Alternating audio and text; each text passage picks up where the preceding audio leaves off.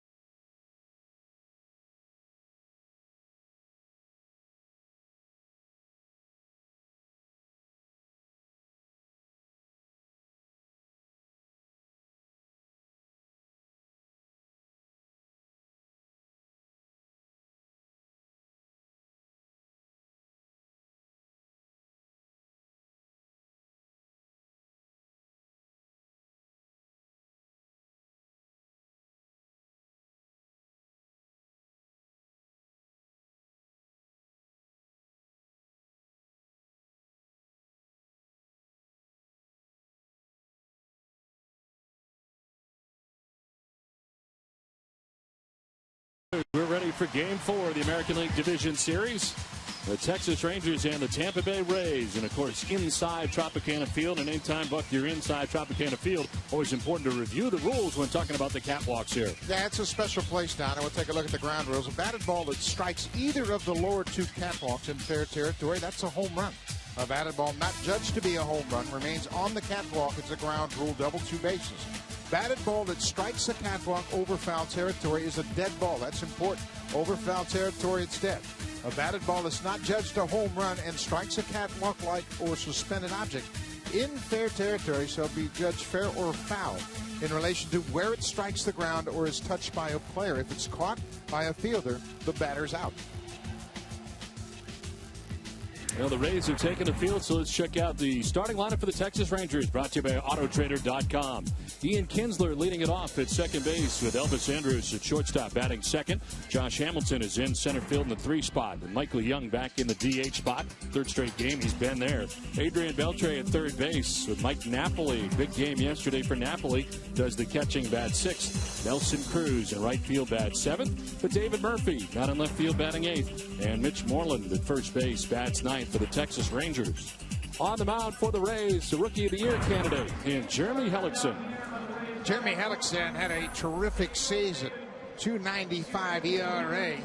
Led Major League rookies in that department along with his 189 innings. Hellickson's record 13-10, but in those 10 losses, 9 of those 10 losses, the Rays scored 1 run or less. So he certainly could have had a better one-loss record. They are not one bit concerned about Hellickson's inexperience. He's 24 years old, but he's pitched like he's been here for a long time. Defensively, behind Hellickson, he can be very deliberate, so the outfielders are going to have to be on their toes and make sure they don't get distracted. Jennings, Upton, and Joyce in the outfield. Rodriguez and Zobrist up the middle. Longoria and Kochman at the corners. Kelly Shopik is back behind the plate as John Jaso started in yesterday's game. Shopik, of course, with a great start to his postseason in Game 1. So Ian Kinsler ready to lead it off here for the Texas Rangers, as Kinsler so far 3 for 12 in the series, in the top spot of the Rangers order every day. He's second baseman for the Rangers. Jeremy Hellickson, as you saw, a 13-game winner in his rookie season. Talk about all the complete games for the Rays this year. AL rookies had 3 complete games, and Hellickson had 2 of them during the regular season. First pitch of Game 4 is in there for strike 1 and we're underway. A couple of keys for Hellickson's success here this afternoon. That fastball down in the zone, 91 to 92, and that sets up his changeup, which he'll throw anytime. Kinsler hits one in the air to deep left field. Back goes Jennings at the wall. That ball is gone. Ian Kinsler starts off Game 4 with a home run. Had 32 regular season home runs, and the Rangers start Game 4 off with a bang. He had 4 leadoff home runs during the regular season, and that was a mistake. You saw where it was about letter high out over the plate, and Kinsler, as he so often does, gets the Texas Rangers off and running in his first at-bat. That's why Ron Washington loves him in the leadoff spot. Watch the location. High inner half, and Kinsler knows immediately that he has given his team a lead here in the first. Well, we've talked about it in this series. If you expect home runs, generally you'll expect them from the Rangers in this series. As Nolan Ryan appreciates the start, but it's been the Rays who had some long balls in the first 3 games. But now the Rangers being heard from here with a big home run from Ian Kinsler.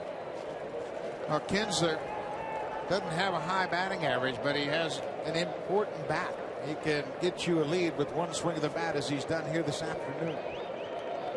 Elvis Andrus, the shortstop for the Rangers, stands in. And he carves it foul off to the right. Andrus quickly down 0-2. Mentioned bottom of the strike zone control is important for Hellickson, and he left that pitch out over the plate and up to Ian Kinsler. Hellickson had a nifty 2.95 ERA during the regular season. 26 of his 29 starts, he allowed 3 earned runs or less. First batter's gone deep on him here in the postseason. Andrus takes a look at ball 1, didn't miss by much. Now, the one thing Joe Madden wants from Jeremy Hellickson today is to avoid big innings. The Rangers have capitalized on 2 big innings. A 5-run inning in game 2 and a 4-run inning in game 3.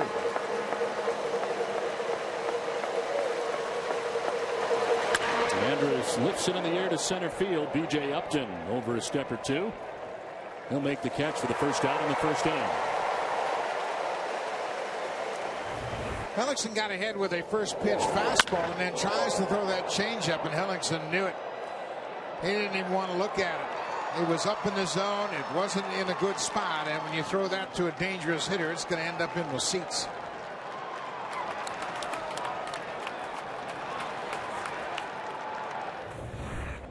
For Kinsler, his 20th career leadoff home run. As Josh Hamilton stands in, grounds to the shift, diving is Kochman. Hellickson over to cover, and he's there for the out. 2 down. We see Kochman, one of the game's best. In fact, leading in fielding percentage as a first baseman right now among active players, and laid it out right there. Kochman has great range. He goes to his right, dives, and knows that Hellickson is going to be right on time, so he took his time to turn around and fires a strike to first. Kochman committed just 2 errors in the regular season, but that really doesn't show how much range he has and how good he is with his throws. Now 2 down here in the first inning for Michael Young. A relatively quiet postseason. We take into account that he's one of the game's best hitters year in and year out. And this season finishing second in the American League in batting average at .338. He is 2 for 12 in the series as he takes a pitch down and away. That's exactly why the Rangers are so difficult to keep off the scoreboard, because of their balance. You can shut down 2 or 3 of their hitters and they still have enough bats in the lineup to score runs.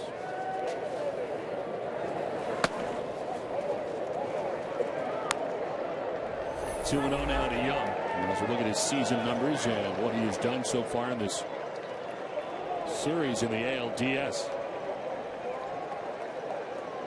That's for 2 outs, bases empty here in the top of the first inning. That's a strike, and it's 2-1 now to Young.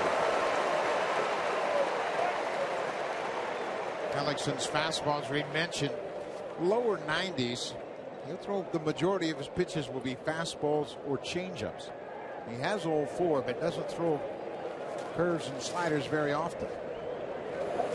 On the ground towards short, Sean Rodriguez picks and throws. That'll wrap up the first inning. But to get it started for the Texas Rangers, Ian Kinsler goes deep, and the Rangers strike first in Game 4 of the ALDS.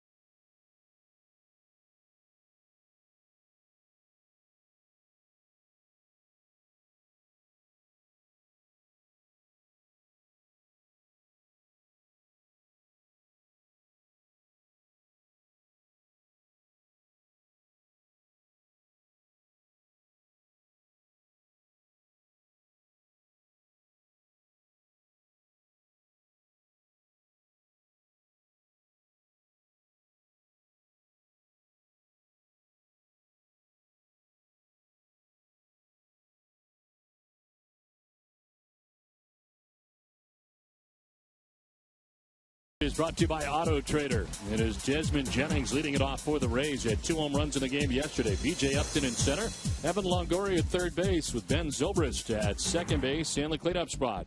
Johnny Damon is the DH with Kelly Shopik doing the catching, batting 6th. Sean Rodriguez at shortstop with Casey Kochman at first base 8th. And Matt Joyce in right field bats 9th. Well, the Rangers strike first, take a 1-0 advantage as we head to the bottom of the first inning. And it's Desmond Jennings to lead it off here for the Rays. Ball out! Matt Harrison for the regular season finished up 14-9. He had a very good ERA. He last started final day of the season on 28th of September. He got an appearance in game 1 of this postseason championship series. Pitched 2/3 of an inning in that game through 15 pitches. So Ron Washington just got him some experience. On the ground up the middle into center field. A base hit for Desmond Jennings.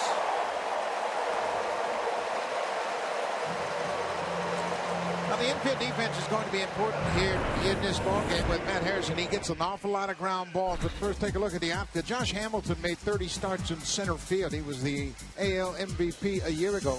David Murphy and Nelson Cruz in the infield. Andrews Kinsler up the middle. The Gold Glover Adrian Beltre at third. Mitch Moreland, a great defensive first baseman, and Mike Napoli has had his best year behind the plate. Lead runner on here for the Rays in the bottom of the first inning. Here's B.J. Upton. Upton 4 for 10 so far in the series. Drops the bunt down, but foul.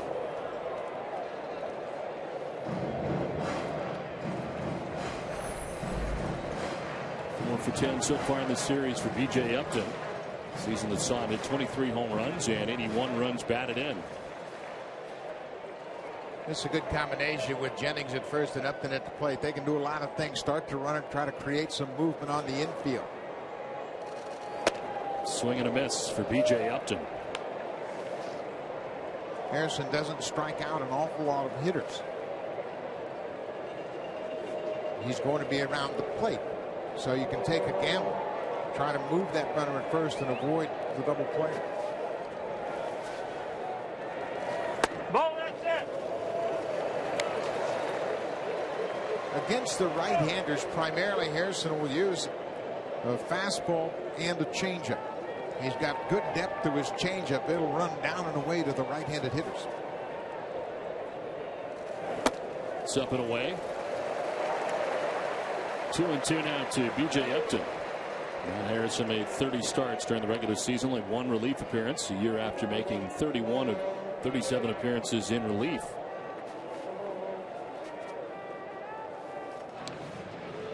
He was 7-7 prior to the All-Star break and 7-2 after the break for the Texas Rangers. But his ERA was actually higher after the break. 3.84 ERA compared to a 3.04 earned run average. Swing and a miss for B.J. Upton, who strikes out for the first out of the first inning. Well, the Rays have been here before with their backs to the wall as we check in with Jamie Maggio. That's right, Don. The Rays are quite familiar with the underdog world. They have fought and clawed their way through the entire month of September. I spoke with Kelly Shopik earlier today. He didn't sugarcoat anything. He said it just like it is. He said right now we are a team with our season on the line. Joe Maddon told me they've played the win or go home game a lot. And I'm actually, by the way, Maddon concluded our conversation saying, "I'll see you in Texas." Well, the Rays have really been here for the better part of 3 weeks, playing playoff baseball just to get into the postseason. That comes right down to game number 162, which had a lot of theater here in Tampa. Yeah, I mean, I spoke to several of the Rays about that, and they said, you know what? We were behind, so there wasn't a lot of pressure on us in September, and that led to that 16-8 record. Longoria had a tough day yesterday, striking out 3 times, lifts a fly ball to short center that Hamilton takes care of. And there's 2 down here in the first inning. So a very frustrating day for Longoria right now, not having good at-bats at the moment in this series. They got him to chase a little bit upstairs yesterday, and right here he gets a pretty good pitch to hit. He's a good low ball hitter, and he missed it. You can see the frustration as he tosses that bat aside. But he had a tough day yesterday. 3 strikeouts and a walk. All 3 strikeouts came against Kobe Lewis. Two down, Desmond Jennings at first base, and here's Ben Zobrist settling in. Cleanup hitter for the Rays, who is 3 for 13 so far in the series.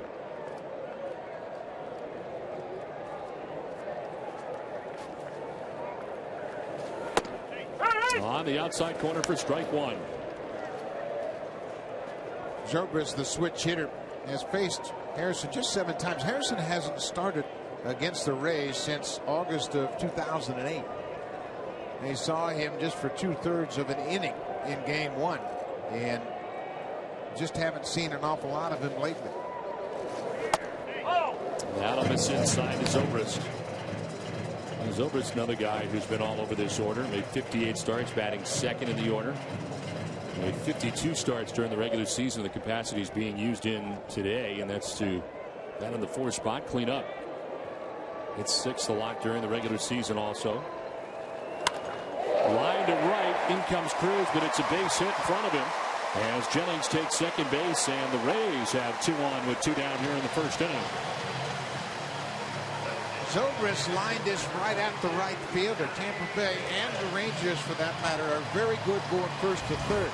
But when the ball is right to an outfielder, they have so much respect for the outfield arms that Jennings stops at second. Nelson Cruz has 5 assists in the regular season. You could see he was all loaded up. That ball was right at him, and Jennings has to stop at second. 2 on, 2 down for Johnny Damon.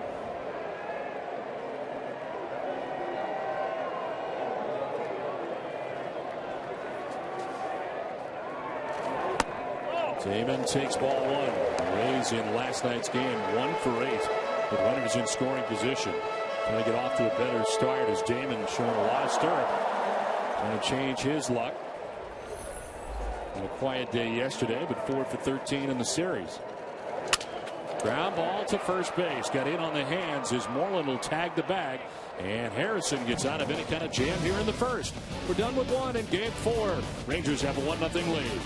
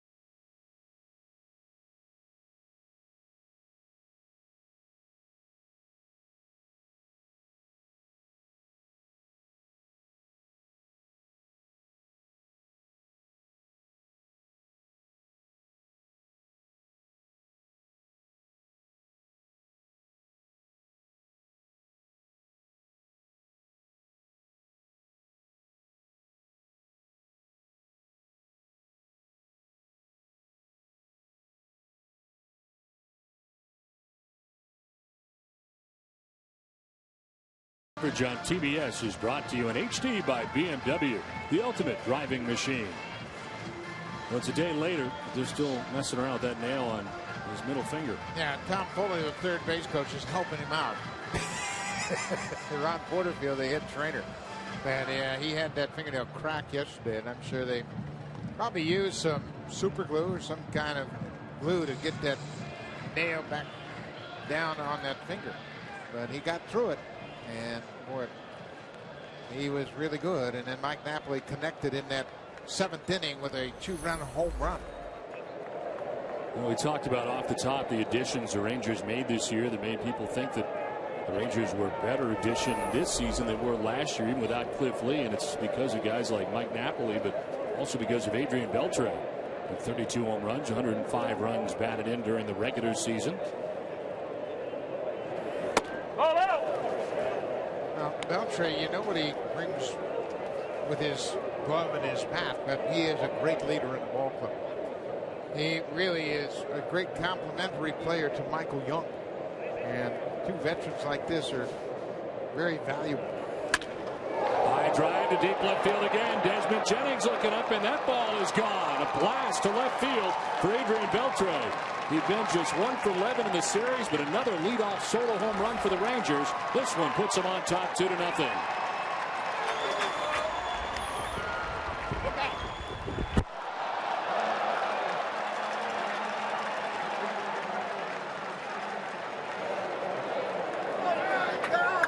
This lineup has 5 batters with 25 or more home runs, and you can shut down one part of the lineup, but it's tough to shut down the whole lineup. They've got a lot of veteran, good clutch hitters, and Beltre with the 2nd leadoff home run in this game. Well, for Beltre, his first ever extra base hit in the postseason. And he's got a home run to put his team on top 2-0. Now pitch in the dirt outside for Mike Napoli.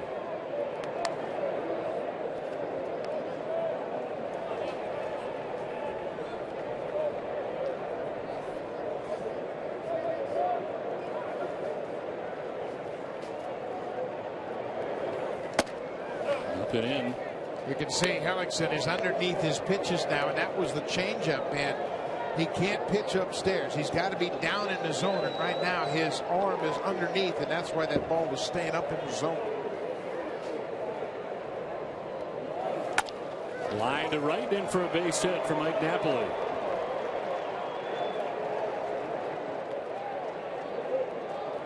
But Hellickson is a guy that has to command the bottom part of the strike zone, especially with the fastball. And watch where this pitch is. It's up on the inner half of the plate, and Beltre didn't miss it. Beltre was the American League Player of the Month in September. And the surprising aspect of this series so far was that they kept him quiet. Got his first hit in the 7th inning of last night's game, and now he's got a home run. Rangers out to the fast start on top 2-0. Mike Napoli at first base now, the base hit. Nelson Cruz, the batter. He's had a quiet series, 1 for 11 in the series.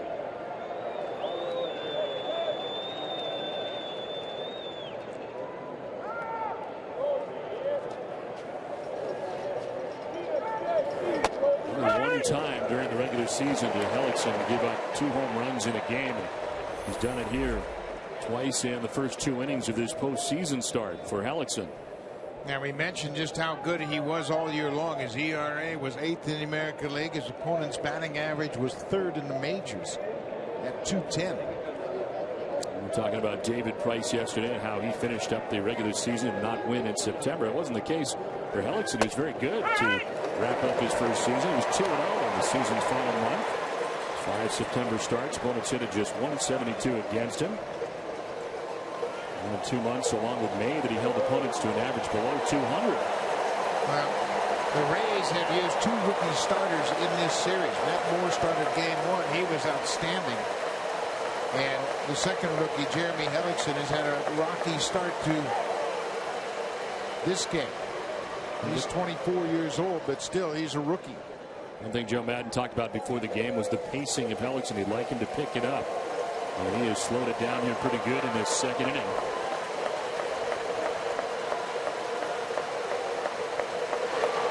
Two is outside. And what that does, if your starter is very deliberate and takes a lot of time in between pitches, your infielders have a tendency to play back on their heels.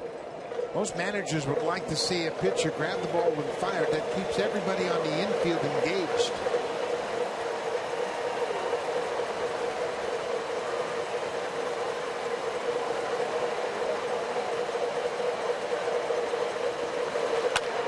chop towards second base. Zobrist to second for one, on to first for two. Well, Hellickson needed that. Double play turned by the Rays. 2 down here in the second inning. Again, Madden not really concerned about single run innings. He's more concerned about the big crooked numbers, and Hellickson does a good job of getting that ball on the ground.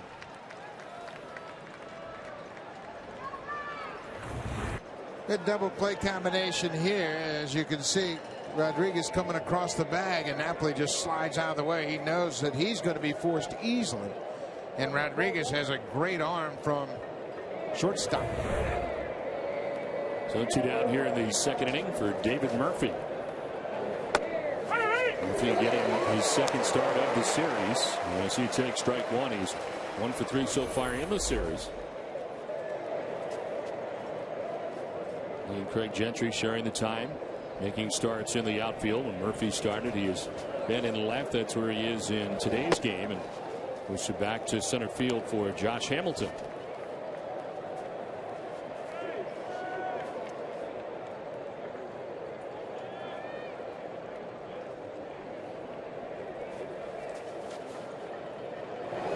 Murphy slaps it foul, and the count hangs here as it's still 1-2. David Murphy is a very good complementary player on this team, starting in left field, and it's a good matchup. He has faced Hellickson twice. He's 2 for 2. As we mentioned, Hellickson just a rookie, so the Ranger hitters don't have an awful lot of experience against him. Former first-round draft choice of the Red Sox, traded away by the Red Sox in an Eric Gagne deal. Brought him to Texas, where he's been ever since. 1-2, kind of jammed him. He flips it in the air to shallow center, but out is Zobrist. Makes the catch, but for the second straight inning, the Rangers have gotten a leadoff home run. This time it's their third baseman, Adrian Beltre. Texas on top 2-0 in Game 4.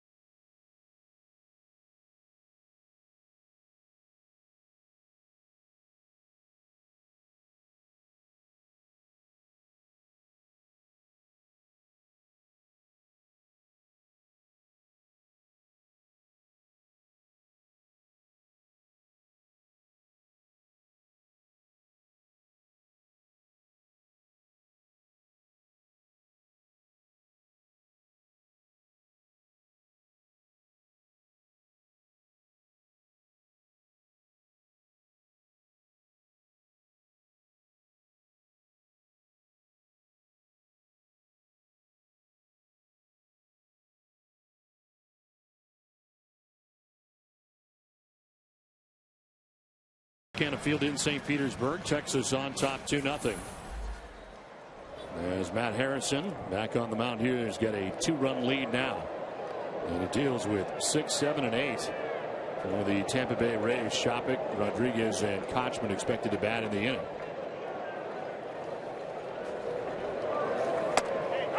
John Jaso got the start here yesterday. Shopik now starts his third game of 4 American League Division Series games. Shopik had that great game in Game 1. He went 3 for 5 at a pair of home runs and drove in 5 runs. That was right along the lines of Johnny Bench in 1976 at a World Series. Bench hit 2 home runs. He also drove in 5. The irony was that Kelly Shopik, when he was at Baylor, won the Johnny Bench Award as the best college catcher in the nation. 6 RBIs in the playoffs, more than he had in every month except June, when he had 6 RBIs in the entire month of June. So his postseason's been very good for Kelly Shopik. Yeah, and that's all that counts. You don't worry about batting average. You don't worry about how many hits you get. It's how productive your at-bats are. 1-2 pitch misses, and it evens now at 2-2.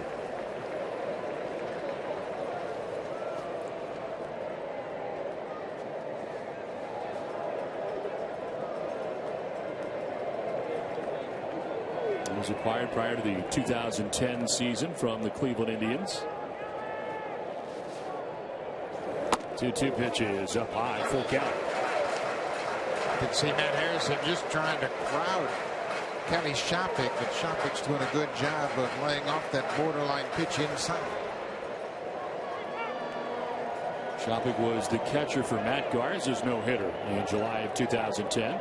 First no-hitter in Tampa Bay Rays history.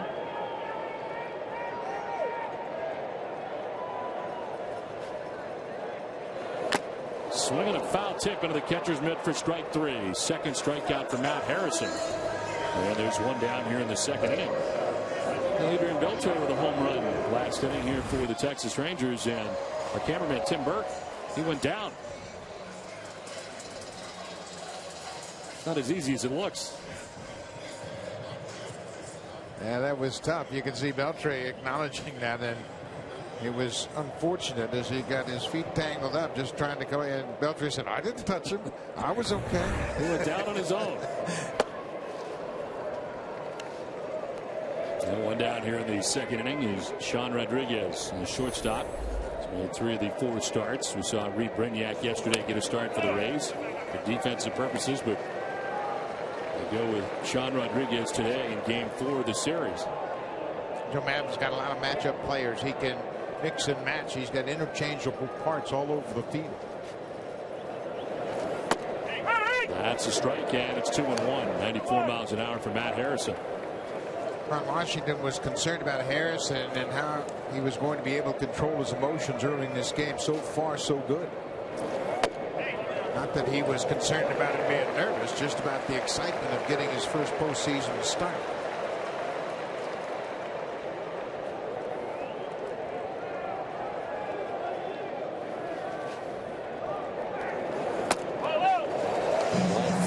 First base goes Sean Rodriguez. First walk given up by Matt Harrison and is out. A 1-out base on balls. And that'll bring up Casey Kochman, the Rays first baseman. Kochman 2 for 12 so far in the series. After a very good year for him, and which he finished up the year hitting at .306, and normally towards the bottom of this Rays order. Really a very good first half, especially. Kochman was great against left-handed pitching this year. He had .289. His style of hitting is very conducive to high batting average because he doesn't try to pull the ball. He stays on the ball, and he will take that pitch outside and shoot it into left. A .336 batting average before the All-Star break, but just .277 after the break. And his power numbers went up after the break. 7 of his 10 home runs during the regular season coming in the second half. And you see some tough numbers against Matt Harrison. Casey Kochman. 5th postseason for Kochman. Snap throw to first base, and Rodriguez is back as Napoli tried to catch him napping down there at first base. You mentioned what a good year defensively Mike Napoli has had. He's got a lot of confidence right now with his throwing. He threw out B.J. Upton in last night's game. And here he tried to catch Sean Rodriguez flat-footed at first.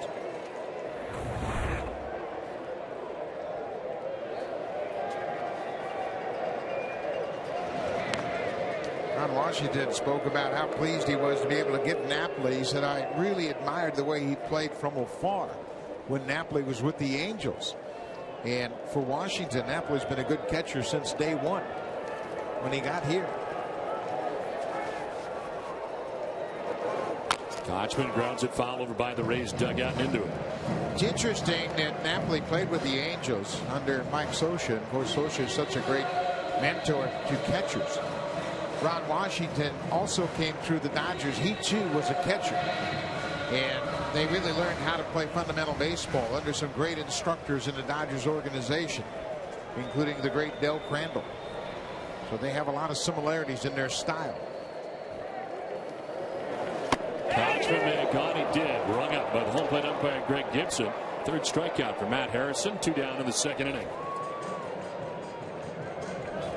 Harrison doesn't rack up an awful lot of strikeouts, but right now he's really painting the corners and gets his pitch down and away to Kochman, and he goes too far.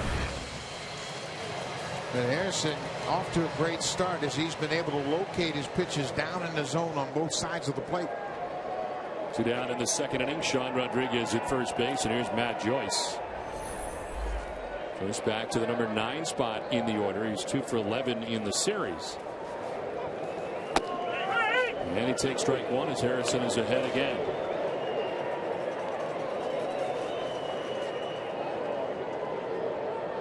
Looking back on the season for Harrison, his best month was July. He was 3-0 with a 2.04 earned run average. Toss to first, and back is Sean Rodriguez. Rodriguez 11 for 18 in stolen bases attempts during the regular season.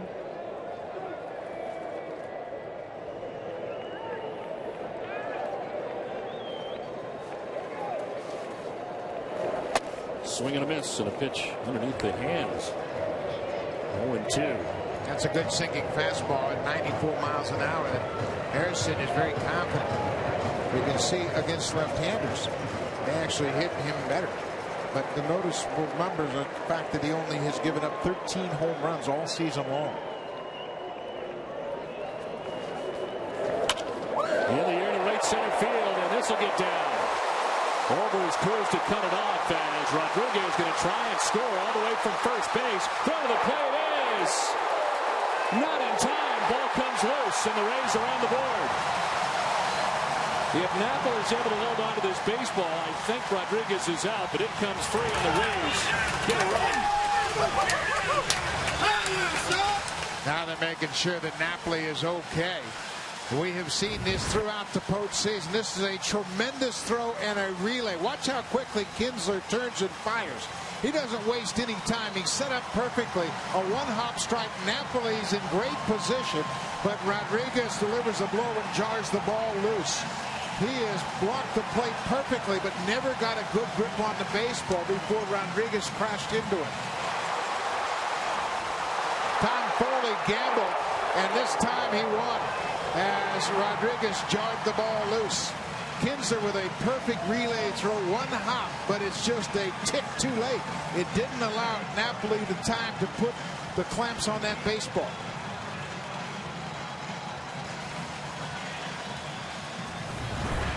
Rodriguez went right over the top of Napoli and then had to come back and tag the bag with his hand. Napoli still trying to clear the stars out. Rodriguez really delivered a pretty powerful blow.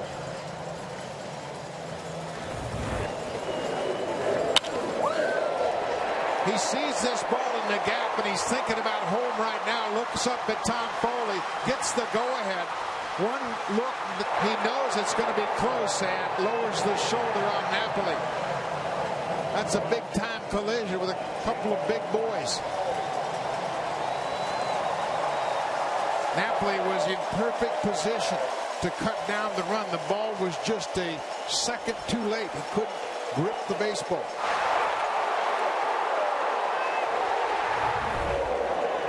So the Rays get on the board. They now have Joyce at second base, 2 down. Desmond Jennings shows bunt, pulls back, and takes ball 1.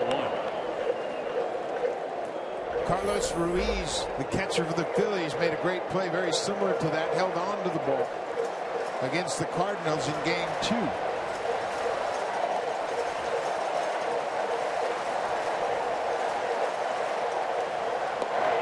Napoli looked a little bit like Mike Scioscia on that play. Socha was one of the best at blocking the plate, and that played everything right. The ball was just a fraction too late.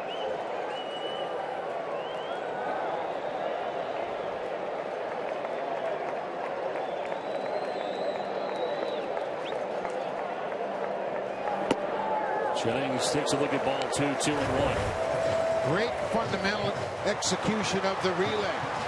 Kinsler right on the money, but Napoli just didn't have a firm grip on that baseball before Rodriguez plowed into it.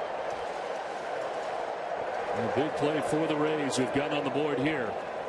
They're looking to tie this up as Jennings bats for the second time in the game. Single, first time up. It's outside, and it's 3-1 now to Desmond Jennings.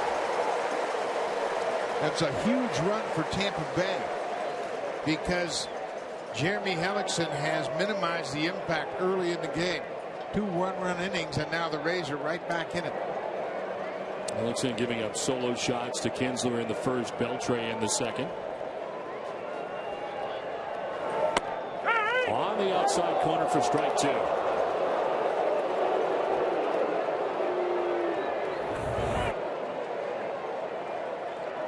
That's that changeup that's got late depth to it, and it caught the outside corner.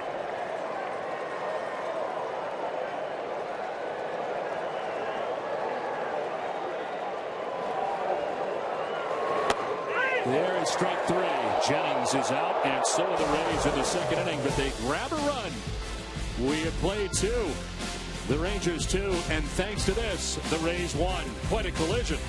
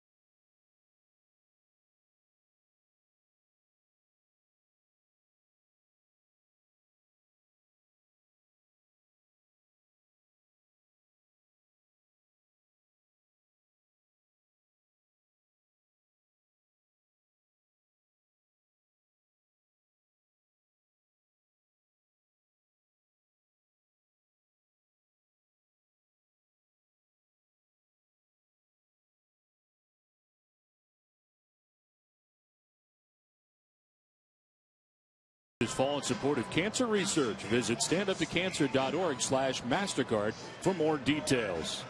Mike Napoli looking a little woozy on that bench in the dugout for the Texas Rangers. Yeah, he sure is, and he took quite a shot. Adrian Beltre, we mentioned what a leader he is. Now he comes over and talks to the battery about a job well done.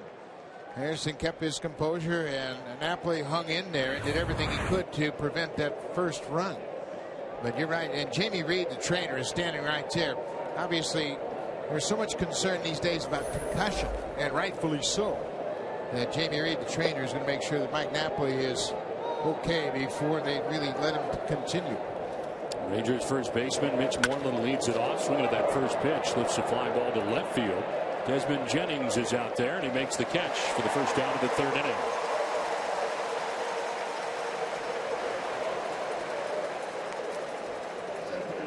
comes Ian Kinsler. We get this game started off with a bang in the first inning. Jeremy Hellickson, a home run for Kinsler. At 32 during the regular season and put his team on top 1-0 here in game 4. Hellickson during the regular season had given up 10 home runs to lead off innings. He's already given up 2 here this afternoon to start the inning, and Kinsler had the first of 2. Kinsler takes ball 1 this time.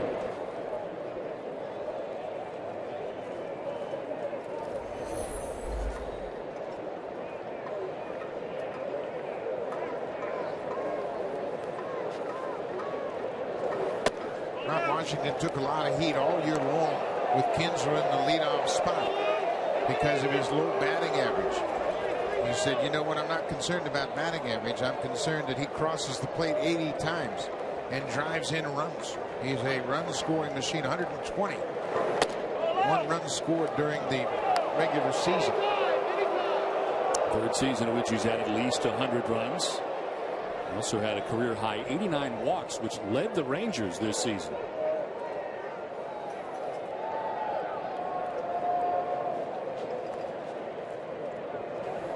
3-0 in there for strike. 3-1 to Kinsler. And a career high 32 home runs with 30-30 man. Also stirred 30 bases. Second time in his career that he posted a 30-30 season.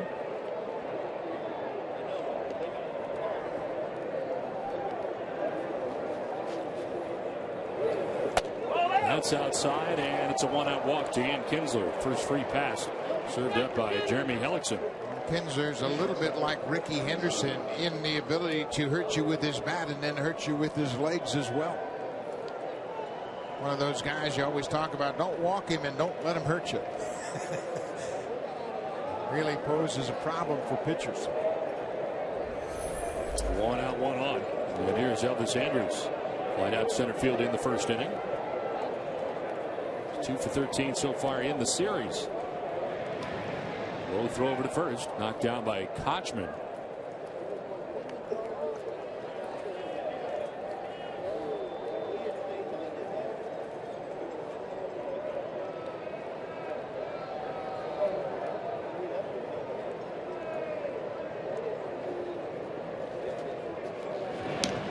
Low throw over, and this time Kinsler's got to dive back.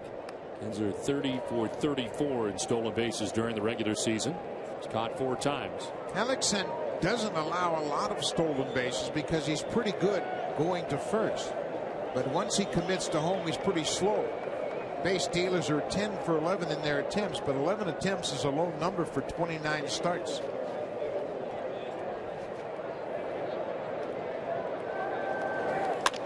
To center field, DJ Upton has it lined up, and he puts it away for the second out of the 3rd inning. Upton generally plays a pretty shallow center field and get back on the ball if he needs to, but takes away a lot of base hits too from where he is stationed out there in shallow center. Yeah, any manager will tell you they'd rather have a center fielder that plays shallow and take away those singles. And then if a ball's hit that well, it's going to reach the gaps anyway, but take away the majority of the hits in front of you. And Upton is a great combination because he has the ability to come in on balls, but he's got great speed and he can get back to the wall in either gap, left or right. 2 down here in the 3rd inning. Kinsler still at first base. Into the shift go the Rays on the right side as Josh Hamilton stands in. Takes a look at ball 1 inside. So the shift to the right side, only Longoria left on the left side, and he's well over towards second base. Josh Hamilton, whose average was 60 points lower this season than it was in his MVP year of 2010, the reigning MVP in the American League.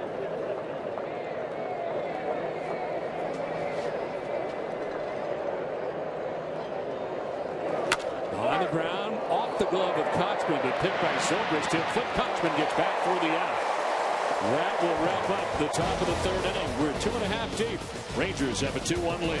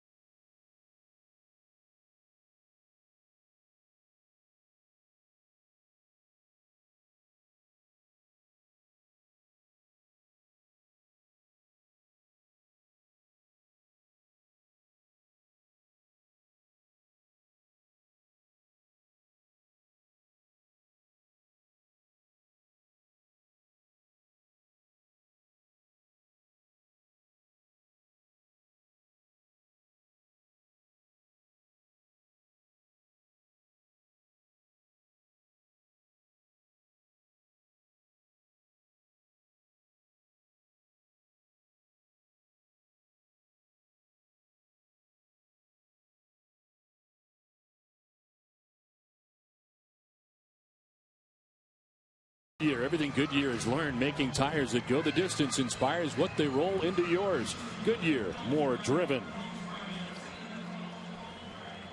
Another beautiful day in St. Petersburg, Florida. We're inside the Trop. The Texas Rangers have a 2-1 lead. They lead this series 2-1. As B.J. Upton leads it off here for the Rays. 2, 3, and 4 for Tampa Bay here in the third inning. Hellickson having his first scoreless inning of his outing. B.J. Upton, a strikeout victim in the first, is 0 for 1.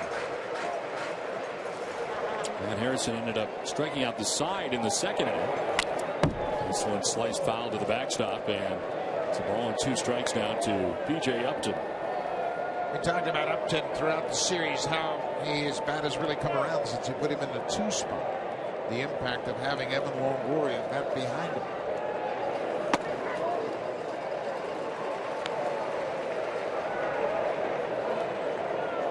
He was a much better hitter away from Tropicana Field during the season. He had 275 on the road with 14 home runs, which is 209 here at the Trop.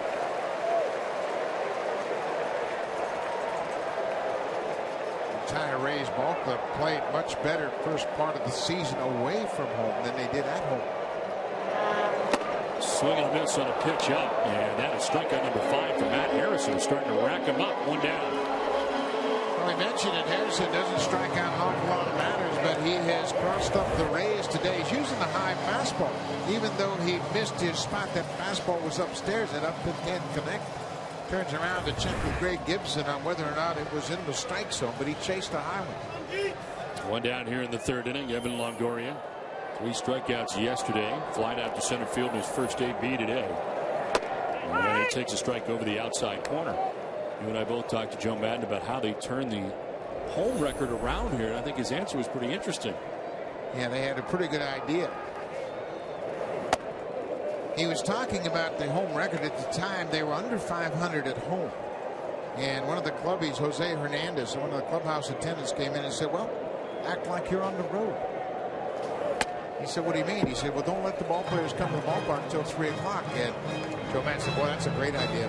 And Joe told us, too, that he thinks the ball players spend an awful lot of idle time at the clubhouse. You can see a game under 500 through July, and then they really turned it around. This one foul to the screen. Guys asking what they should do. He said, go to lunch. Do something else. Yeah, I mean, guys used to play golf. They get up and play golf and come to the ballpark about 3 o'clock. Joe says he never gets to the ballpark till 3. He said, and that's a little bit too early. But nowadays, the clubhouses are open at noon. Guys go and sit around, and I think it's counterproductive. Longoria fouls it to the screen, and it hangs at 2-2.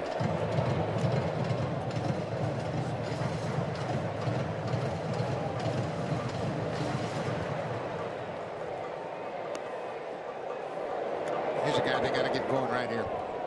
Longoria had a big home run in game 2 to bring the Rays back in that game. But then he was really baffled by Colby Lewis. That is strike 3, and Longoria strikes out. That's 6 strikeouts now for Matt Harrison. And 3 strikeouts in a row for him. 2 down. Longoria's really in between now. He's not sure what to look for, and he gets caught looking at strike 3. You wonder, changeup, fastball, changeup. By the time you try to sort out all your thoughts, it's too late. Harrison's been very aggressive early in this ball game, and he has really baffled this Rays lineup. Strikeout high for Harrison during the regular season was 9. It was September 18th against Seattle. He's got 6 through 2 2/3 innings today in game 4 of the ALDS. And 2 down in the third inning. Ben Zobrist, who was quickly down 0-1. Pitch inside for ball 1, 1-1. See the tempo that Harrison's using, much quicker than that Jeremy Hellickson, and that really keeps the hitters uncomfortable. You get into the box and you feel rushed. The contrary to that is Hellickson takes a lot of time. Hitters get in there, they dig in, they get comfortable, they really sort out their thoughts. Yeah, they're there a while. 2-1 to Zobrist. Swing and a miss, and it evens up now at 2-2. Nobody does it better than Mark Burley and Roy Halladay. They're constantly coming at you as a hitter, and the hitters feel like you want to call timeout. Hold it. You're going too fast. Give me a minute to gather my thoughts.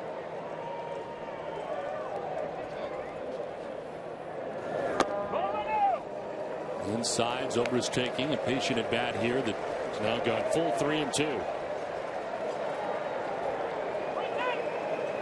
Harrison struck out Upton. He struck out Longoria for the first 2 outs of the inning.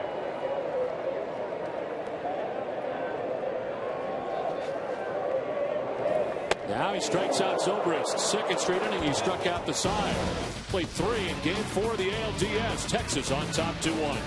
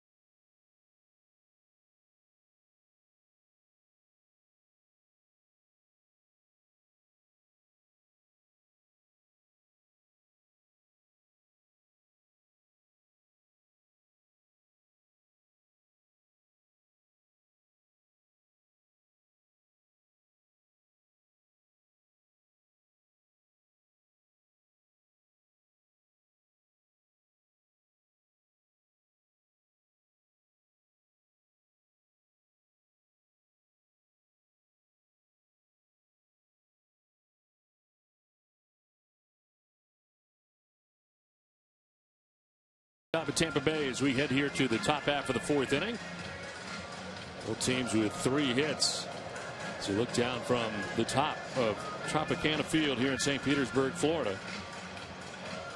Jeremy Hellickson back on the hill here for the Rays. Gave up a solo home run in the 1st inning. Solo home run in the 2nd inning. And the second one, the difference in the game right now, Adrian Beltre getting the 2nd home run. We'll see him bat 2nd in this inning as Michael Young gets it started here for the Rangers. It's a quiet postseason so far for Young. As I mentioned, just 2 for 13 now in the series. And you look back to last year, 254 in the postseason for him. His only postseason home run came in the ALDS, but he was 3 for 20 against the Rays in that 5-game series last year. So it was to him just being incredible at the plate. High batting averages every year you can count on. This year, a 338 regular season batting average.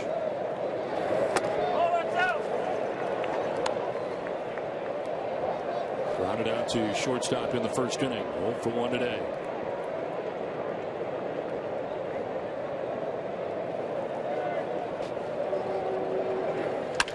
To center field. B.J. Upton is out there, and he'll put it away for out number 1 of the 4th inning.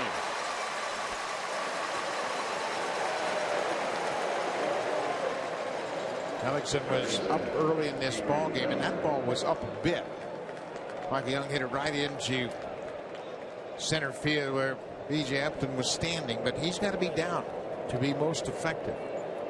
He's got to be down at the bottom of the zone with the fastball. That makes his changeup much more effective. One down in the 4th inning for Adrian Beltre.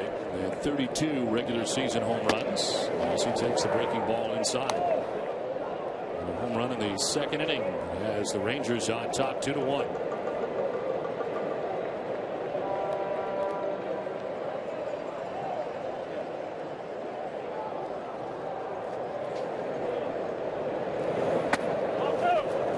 Back-to-back curveballs from Hellickson, and that's a pitch that he has been working on and has had improved over the course of the summer. Back in the second, Beltre got a fastball inner half, and he turns on him. Got off to a slow start in this division series. Had his first hit in the 7th inning last night, and hit that solo home run. In there for a strike, and it's 2-1. Hellickson during the regular season, a lot of times he'd fall into that trap where he was using his changeup more than any other pitch, sometimes 65%. It's a lot, and Joe Madden would like to see more of his other pitches, more of his fastball. He will throw that changeup in any count. Beltre in right field this time with power. Joyce going back at the wall, and that ball is gone. Another home run for Adrian Beltre. This time it's opposite field, and the Texas Rangers take a 3-1 lead. Second home run of the game for Adrian Beltre.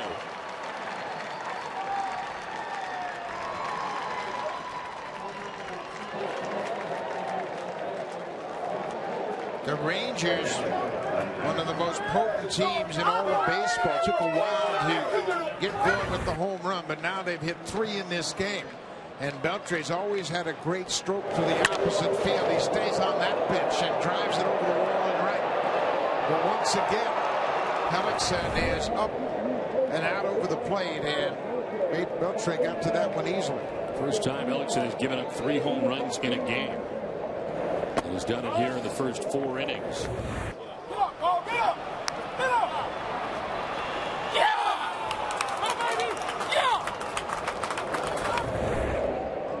Wasn't sure it had enough. It was a line drive, but it did.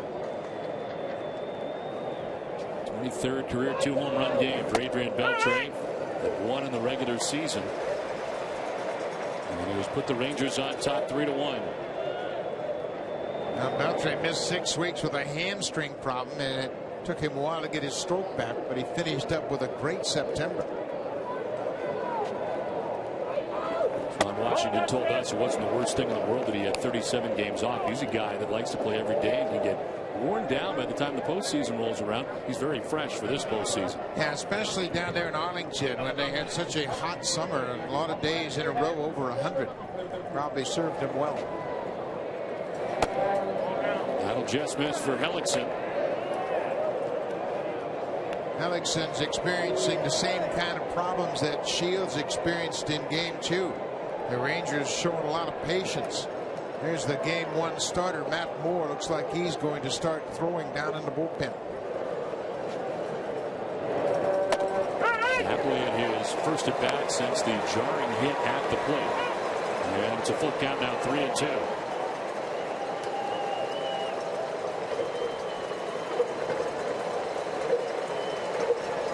Napoli had a single in the second inning, 1-for-1. Swing and a miss, and a pitcher was headed away. Strikes out. First strikeout for Hellickson, 2 down. Napoli behind the plate took quite a blow from Sean Rodriguez trying to score all the way from first base. The ball and Rodriguez arrive at the same time. And Rodriguez jars the ball out of Napoli's glove. If he had it just for a split second. Jamie Reed, the head trainer, making sure that Napoli is okay. So 2 down here in the 4th inning. Nelson Cruz, the batter. Broken bat, fly ball to left field. This time Desmond Jennings cuts in and over to make the catch that ends the inning. But another long ball. Second of the game for Adrian Beltre. Texas has a 3-1 lead.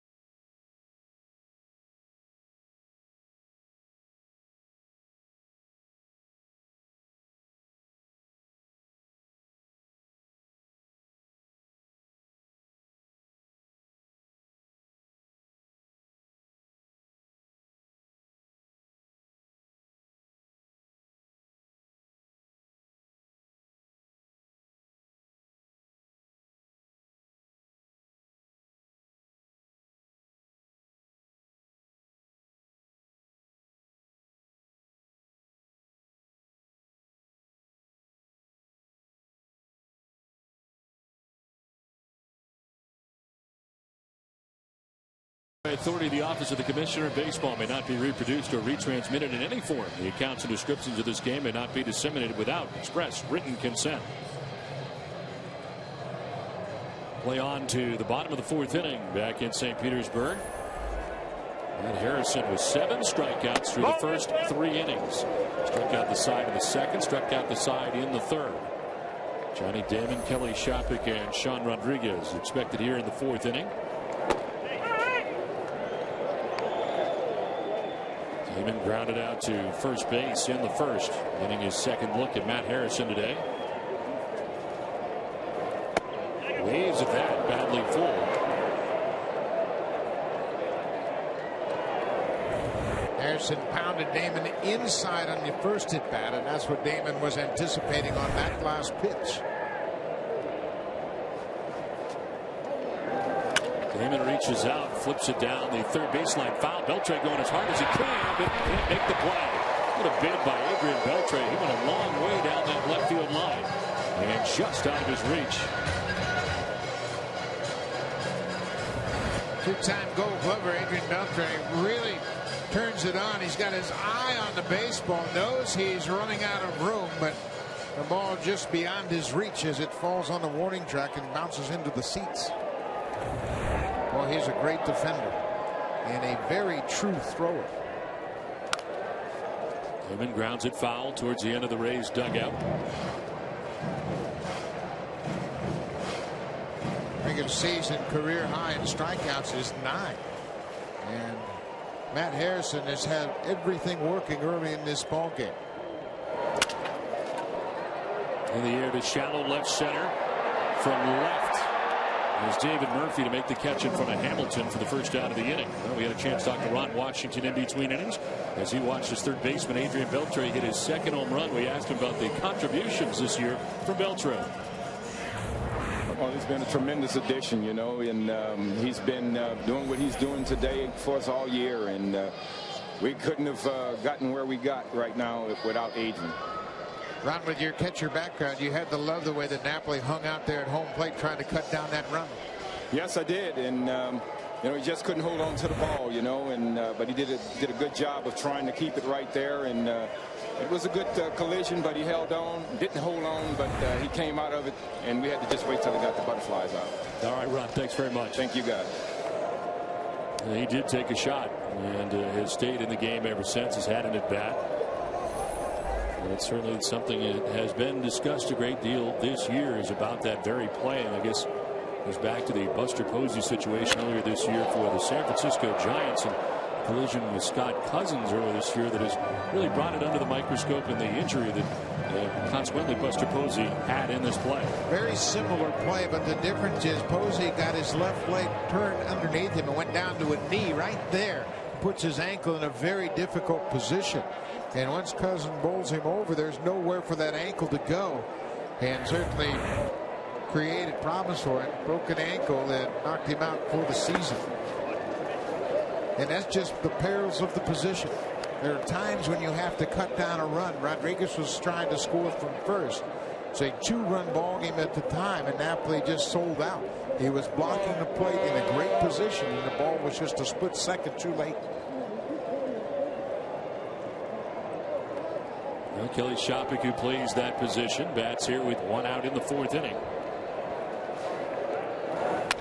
Fouls it straight back. Last year, Shopik in his first season with Tampa Bay had a collision at home plate with Derek Jeter early in the season. Hurt his knee, had to undergo surgery. But there are times when catchers just have to put their body in harm's way just in an effort to cut down a run. In my estimation, for a catcher, when you block a run off home plate, it's like hitting a home run.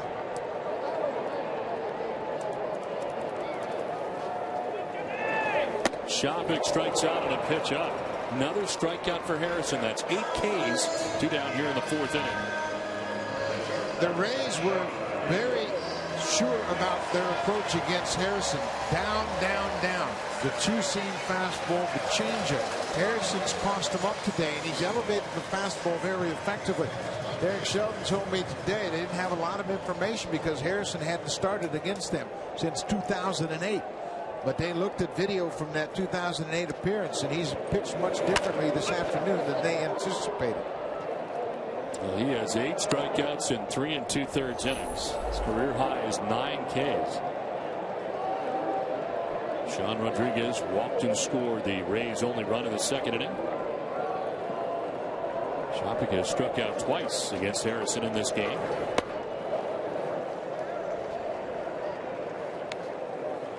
Rangers able to quiet the Rays offense yesterday with Colby Lewis, who got the start in game 3 of the series, and today it's Matt Harrison. That'll miss. Buck heading into the series, it appeared perhaps, as we see Matt Moore, the starter in game 1, warming up in the Rays pen, that perhaps the Rays had the advantage, at least starting pitching wise. This is out to right center field, and it'll get in. Right through to the track of the wall. Gapper for Rodriguez. Rounds second base, and he'll put a halt to it right there. It's a 2-out double for Sean Rodriguez. It's time for a game break and Matt Weiner. Matt.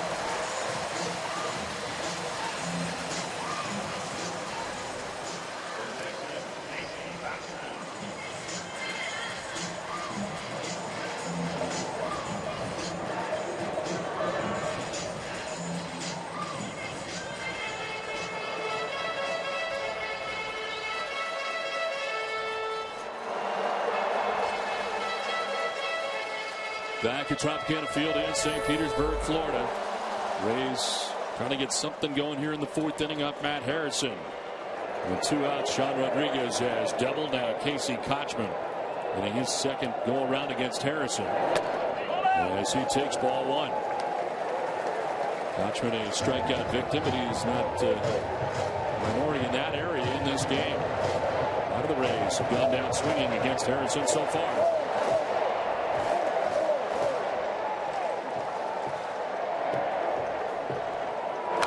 Taps it foul over by the Rays dugout.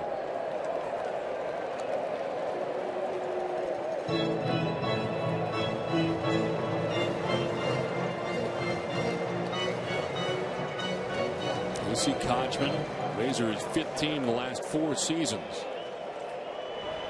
And continuing to warm in the pen. Started with the Angels, went to Atlanta, Boston, Seattle last year. Swing and a miss here in his first year with the Rays. Actually started the year at AAA Durham before being called up. Started only 1 of the first 12 games of the year for Tampa Bay. His 5th postseason.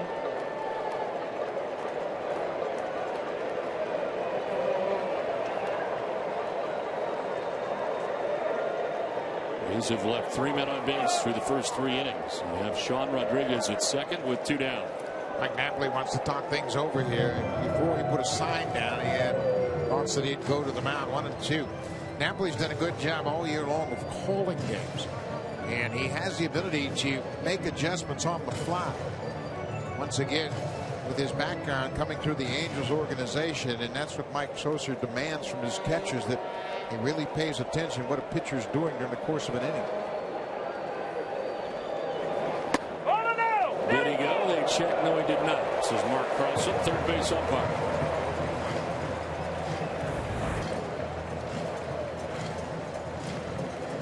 Checked in plenty of time, had a pretty good look at that, but Napoli took a shot and asked for the appeal.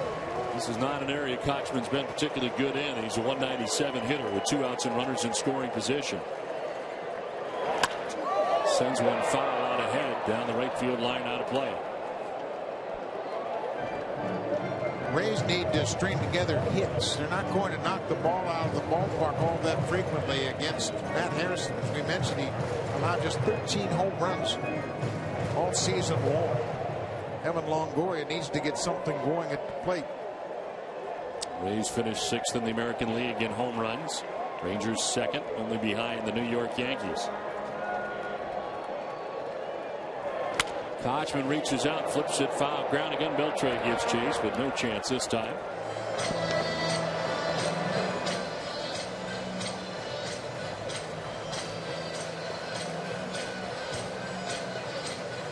Matt Harrison getting 2 quick outs, and Damon to fly to left. Shopik to strike out.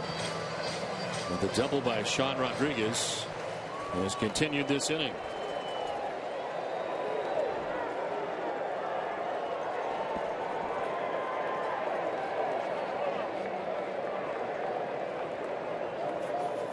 Now from short comes Elvis Andrus to talk it over, the shortstop for the Rangers.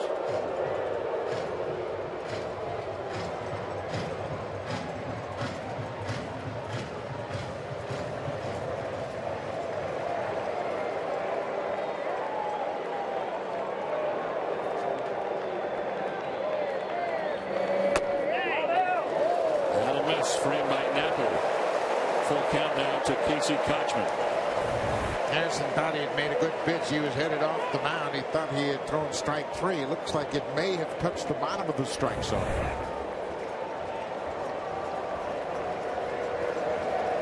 Fifth full count here for Matt Harrison. 2 outs in the 4th inning.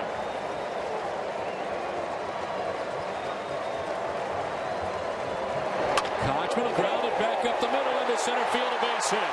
Sean Rodriguez around from second. The Rays pick up their second run, and it's a 1-run game. Big 2-out RBI for Casey Kochman.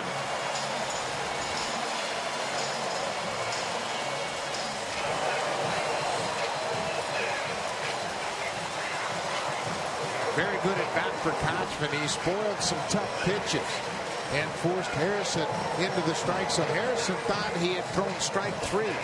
Threw a fastball down bottom of the zone, and then Kochman going right back over the mound. Shoots one into center field. Rodriguez running from second with 2 outs, scores easily.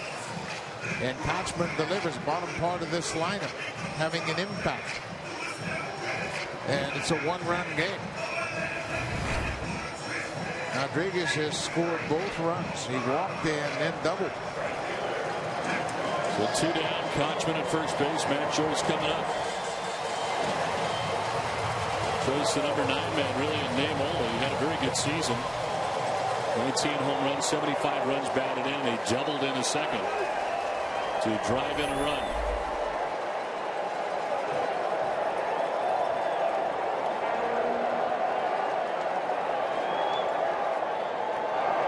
Joyce with a big swing and a miss for strike 1. Harrison nearly out of this 4th inning. A big 2-out RBI for Casey Kochman.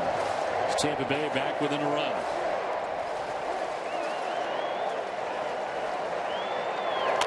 Joyce will foul it off himself. Matt Joyce had a big RBI against C.J. Wilson in game 1 of this series. Came in the 2nd inning after Johnny Damon had hit a 2-run home run. Joyce delivered with 2 outs. He pulled the ball through the right side of the infield and then put the Rays out in front 3-0. He didn't have a big year against left-handed pitching, but he's gotten some big hits in this series against the Rangers left-handed starters.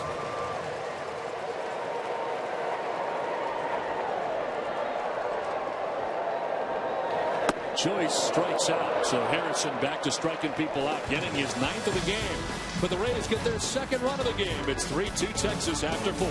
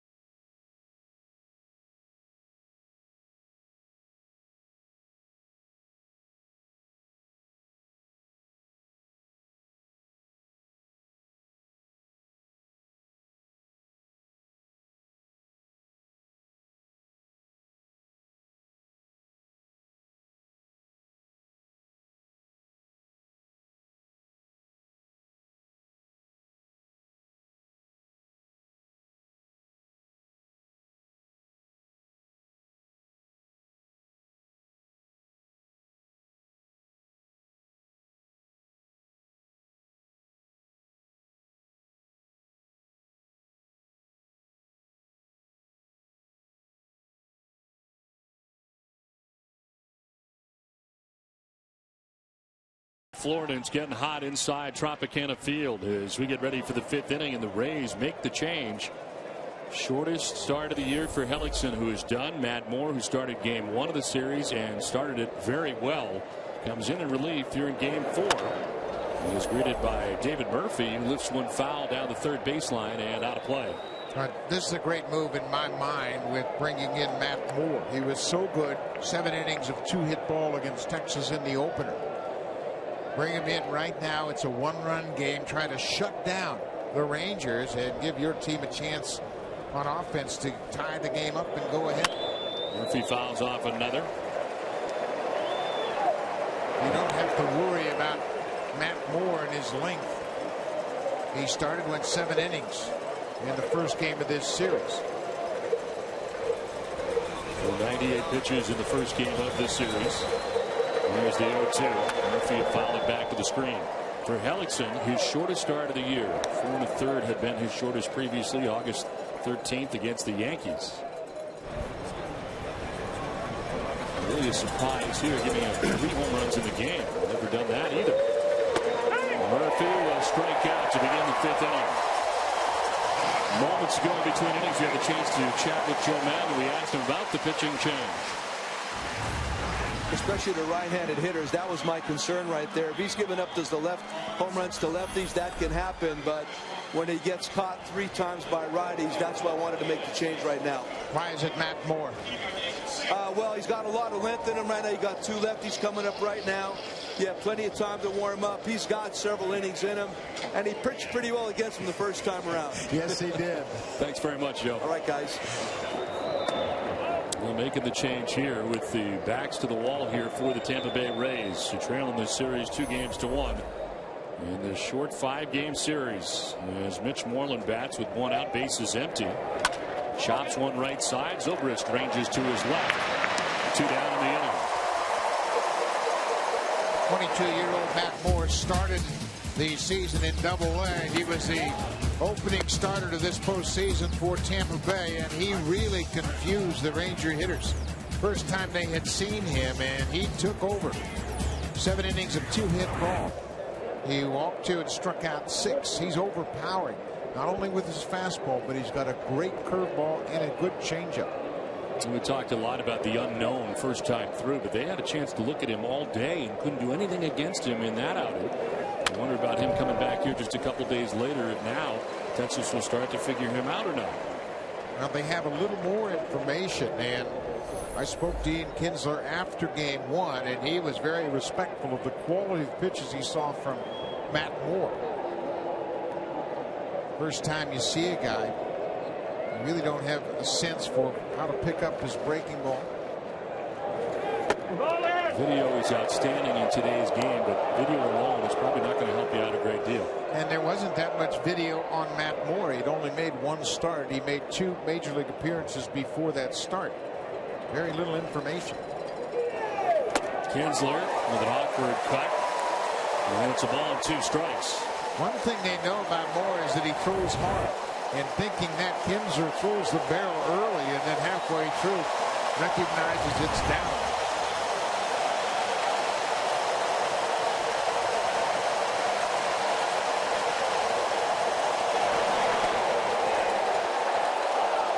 The check swing there by Kinsler appeared to be fooled again. 2-2. First time Moore has appeared in the game at the Trop.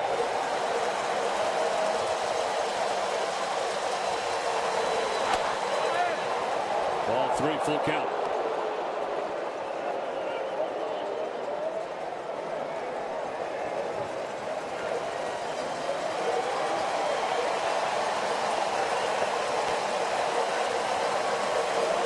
Kinsler strikes out. He elevated at 96 to get it.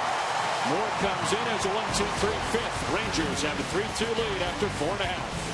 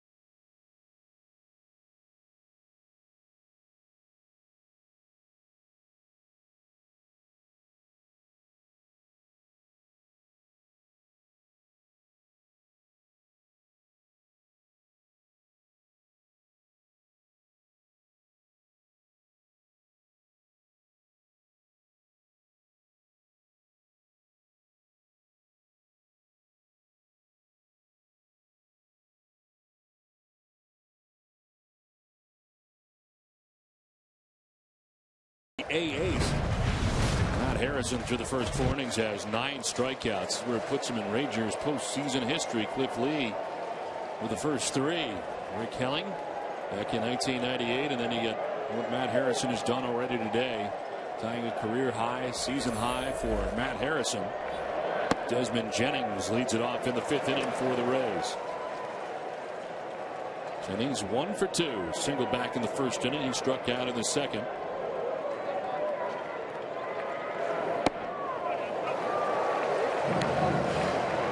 Jennings, a very good eye at the plate for a young hitter. Shows an awful lot of confidence and patience. Very selective, and the Rays recognize this very early. Ball out.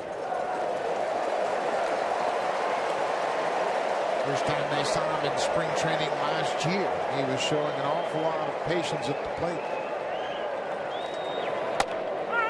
Jennings takes strike 1, 3-1 to leadoff hitter for the Rays in the 5th. A.J. Upton, then Evan Longoria expected here in the 5th inning. You could feel a little bit of a momentum shift as Matt Moore came into the game and very quickly disposed of the Texas Rangers 1-2-3 in the 5th. Action in the pen as Scott Feldman is now up for the Rangers.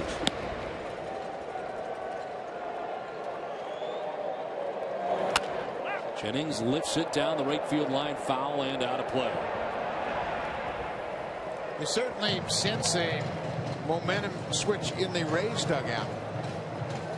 They have seen Matt Moore pitch against the Red Sox in relief, strike out 11 against the Yankees in 5 innings in his first big league start, and then shut down the Rangers. They got a lot of confidence now. Ball 4, leadoff man on for the Rays in the 5th. And Matt Harrison has been pretty good in this game for the Rangers. With more, here's Jamie Macchio.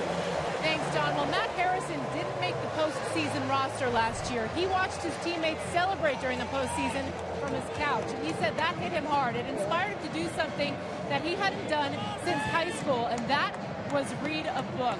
The book he read is titled The Mental ABCs of Pitching, and he specifically referenced a chapter titled Task at Hand. That stresses that no matter what's going on in the game, you have to focus on the batter in front of you and go pitch by pitch. And by the way, guys, he told me that book made the road trip to Tampa. Well, he has made the roster this year and pitches in Game 4 of the ALDS. His pitching coach Mike Maddox out to talk with him. Yeah, there are an awful lot of players that have read those books about mental focusing, and it's been a big part of the game.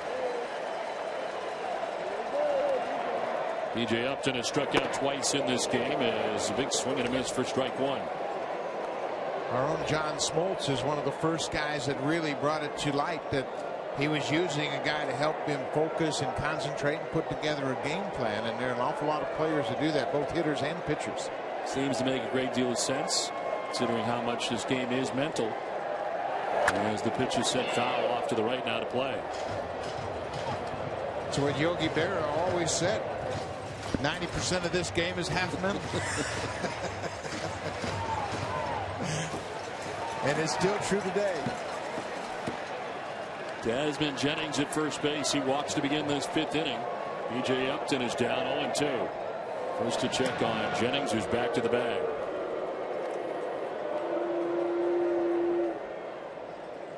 Both Upton and Longoria have really had their problems against Harrison. They have 3 strikeouts between them. Something back out of the way of the pitch up.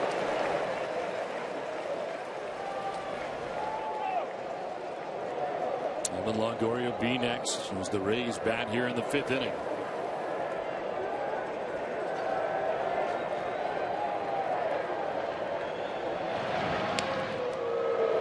The slide step that Harrison is using to control Jennings at first has an impact on Upton at the plate.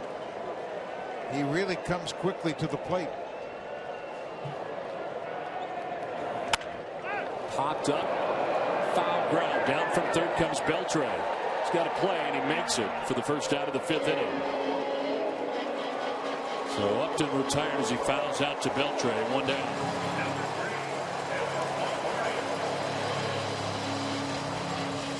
Nothing but frustration in this one so far for B.J. Upton.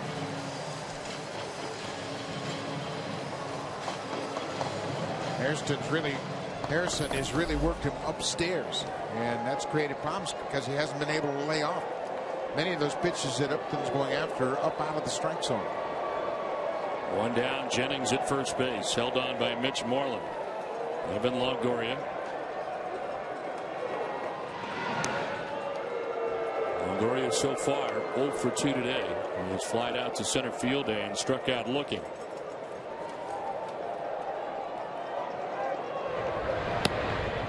Double barreled action as Derek Holland has now joined in the pen. Everybody's in play in a short 5-game series. Holland started game 2. Washington has him up. Moore started game 1.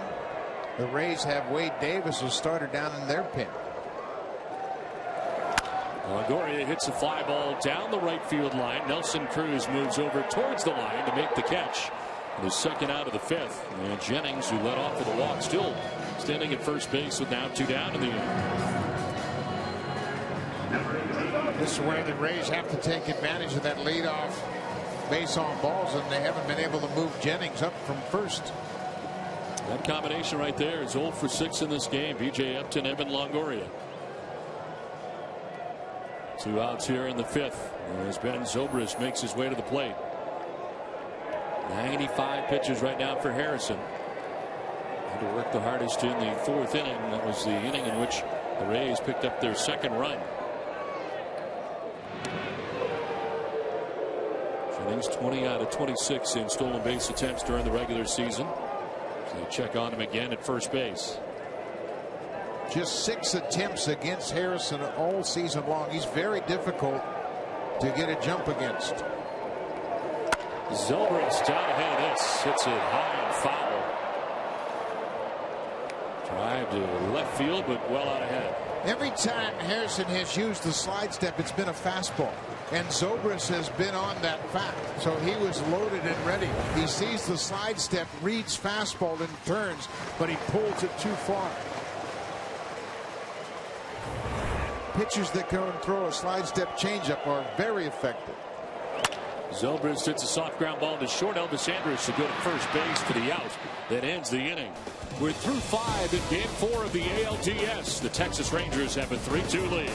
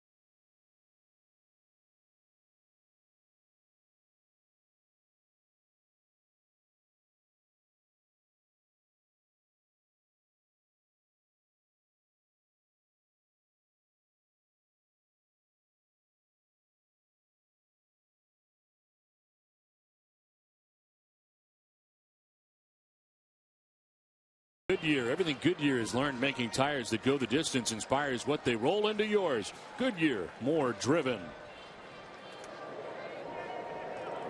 Another great day here in St. Petersburg, Florida. Seems like every day is the same as the Rays and Rangers play here into the 6th inning in Game 4 of the ALDS.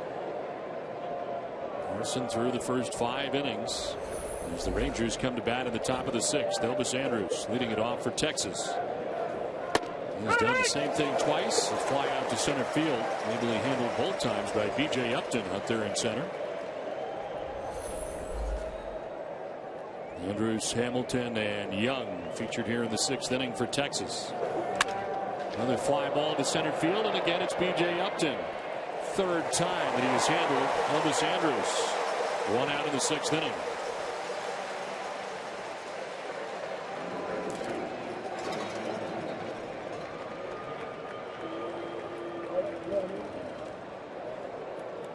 So Matt Moore has come in here in relief after his Game 1 start. He has retired the first 4 batters he faces in this one.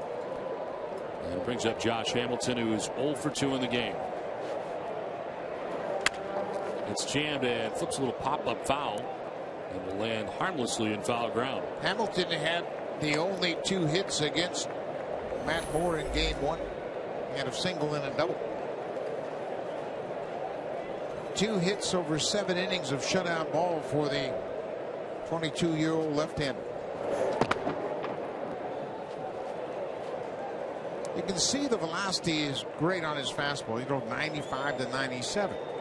But it's that smooth delivery that really creates problems for hitters because the ball explodes out of his hand.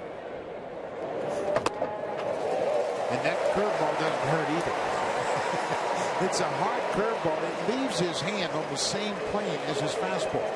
That's why they see the ball in the release point, think fastball, and chase curveball. Hamilton hits it on the ground with the shift on. It's Zobrist in short right with a pretty play. 2 down in the 6th inning. This is not unusual that a youngster's come up from the minors and had an impact. 2002 K-Rod came up in September and had a great postseason. 2008 David Price had a win and a save in the postseason. Before he had a win or a save in the regular season, then Matt Moore, just his 2nd big league start, picks up a win on 7 strong innings against the Rangers in Game 1. He's got 2 down here in the 6th inning from Michael Young. Young hits it in the air to right field. Back goes Matt Joyce. He's there and he makes the catch. Matt Moore has retired the first 6 Rangers he's faced. Texas has a 3-2 lead.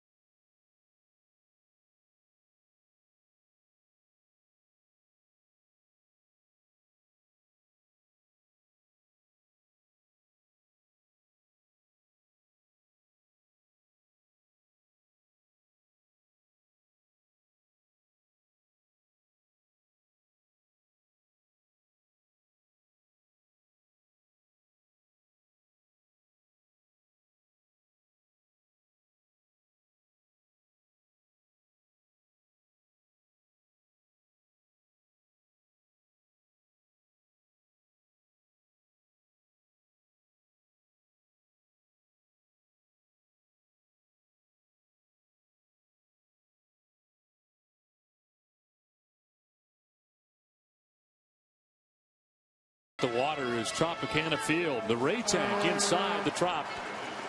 The home of the Rays as we head to the bottom of the 6th inning with the Rays coming up.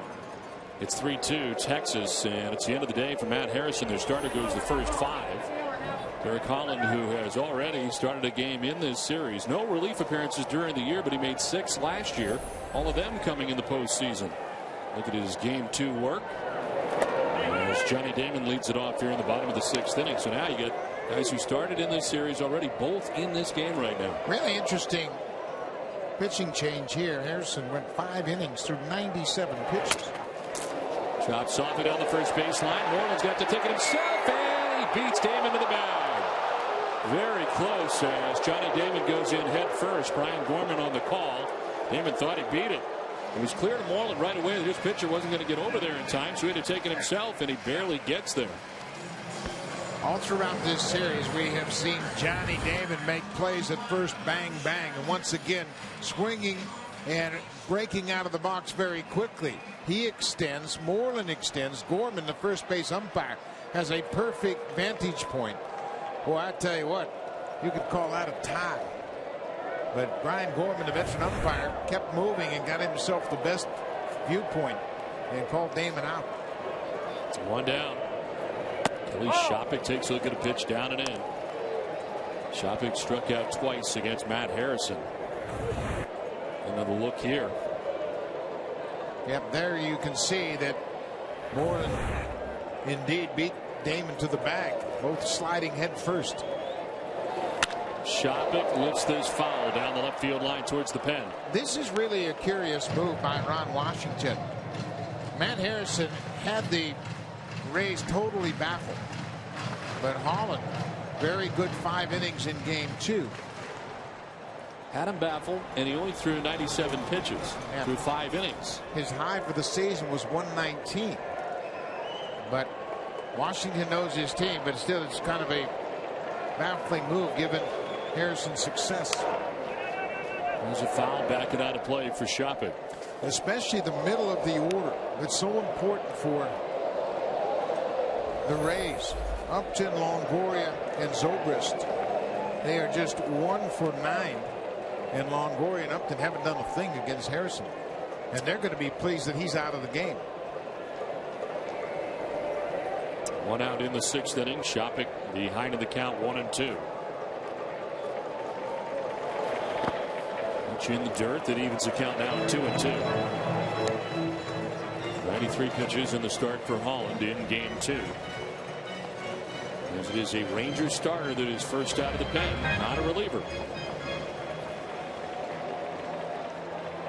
The Rangers, in my mind, have a distinct advantage in their bullpen. Alexio Gando is 1, but Neftali Felice is 2. They appear to have more guys that can strike you out. As this one is sent foul. More strikeout pitchers and perhaps the Rays have coming out of the pen. Yeah, Alexio Gando is a great starter for them. Last year in the postseason, he worked out of the bullpen. He's back in the bullpen now, and he's had 2 important outings in this division series already. And he has an overpowering fastball, plus a great slider and a great changeup. He's a very important weapon for the Rangers. Holland coming out of the pen has 1 out in the 6th inning.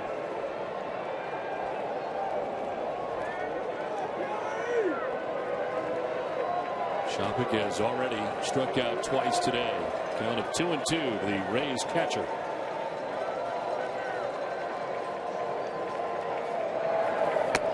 It's outside, full count. And still throwing hard, 96 miles an hour.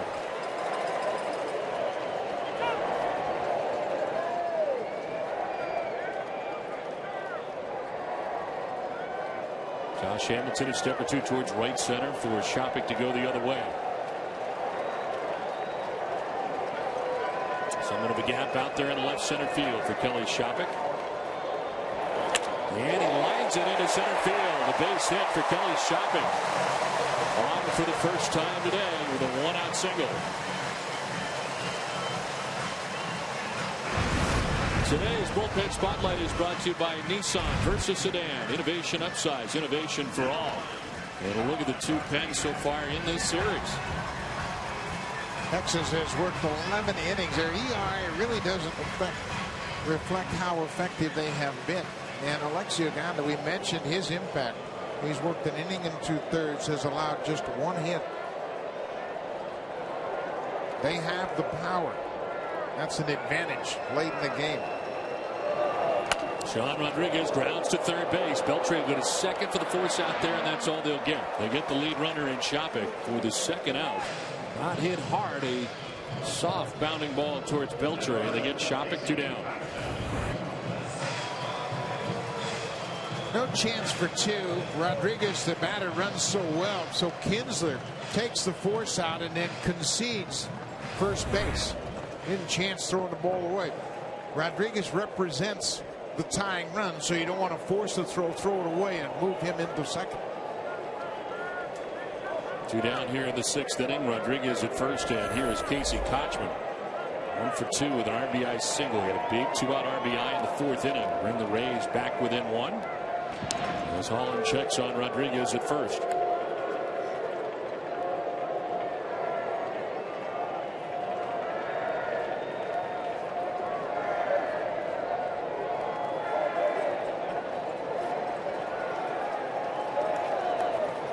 Swing and a miss for Kochman. Boy, that was borderline balk, as Holland didn't have much of a stop when he came set. He used the slide step, and there was very little stop. Watch how quickly he goes home. Boom, just a hesitation. That's how he shuts down the running game.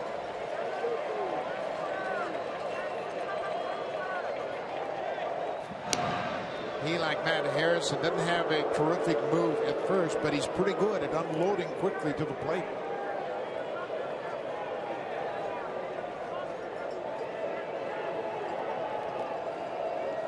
For 5 in his career against Holland. It's outside, and it evens the count at 1-1.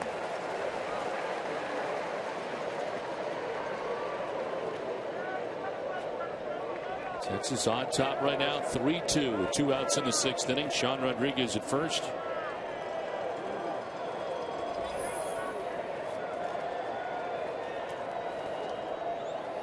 Another throw at first. This one in the dirt. Dug out of the backhand that time by Mitch Moreland.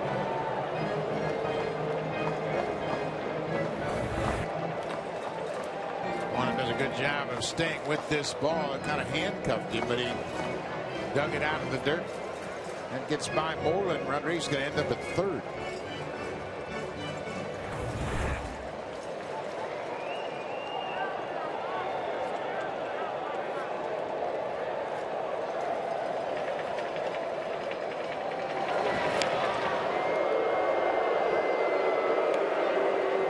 Casey Kochman had a big hit off Matt Harrison with 2 strikes back in the 4th inning.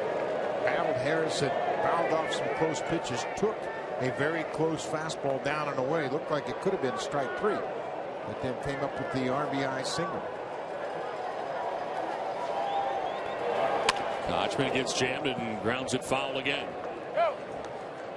Joe Madden and Derek Shelton did a good job with Casey Kochman early in the season. He had an awful lot of moving parts to his approach, and Joe always felt, knowing him from the Angel system, that Kochman should be a good hitter.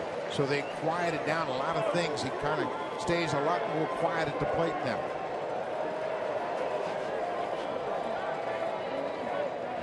He'll throw over, and Rodriguez easily back again.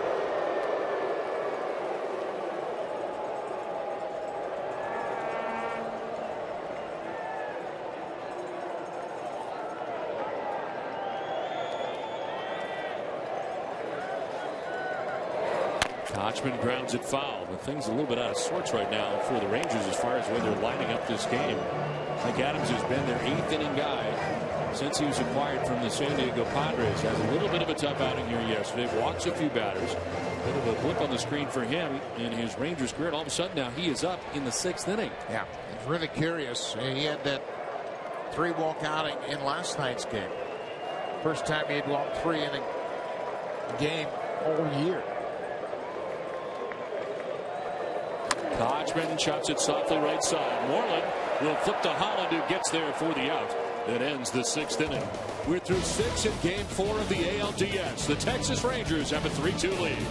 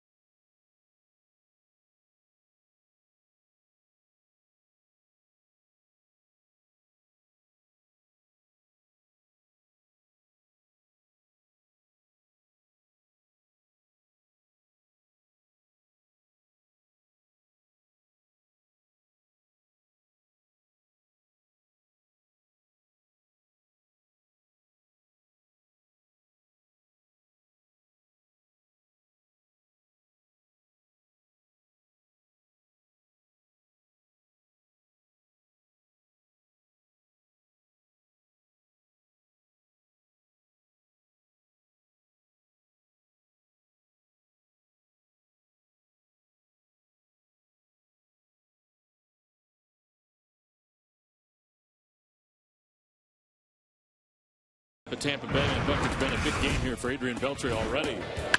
Second inning, he jumps on the pitch from Jeremy Hellickson, and it's a fastball into the seats in left. And then the fourth, watch how he stays on this pitch away. Drives it out of the ballpark to right.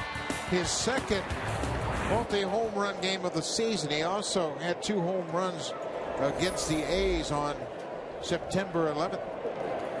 It's a high drive to left field. Back goes Desmond Jennings onto the track at the wall. That ball is gone. Third home run of the game for Adrian Beltre, the trifecta. And the Texas Rangers take a 4-2 lead. All of the runs produced by way of the long ball here for the Texas Rangers, and it's the 3rd of the day for Beltre.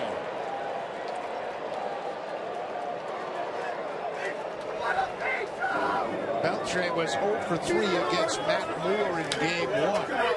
And he came into this postseason red hot. We mentioned his terrific September. He was 0 for 9 to start this series, but last night got a single in the 7th and 3 home runs today. This is the way he was swinging about in the entire month of September. First career 3 home run game for Beltre. Boy, he's hit all pitches in all areas. That pitch was up and out over the plate. He got enough of it to hook it into the seats in left. Come on now. Like Napoli, 1 for 2 in the game. Big run for the Rangers here in the 7th inning.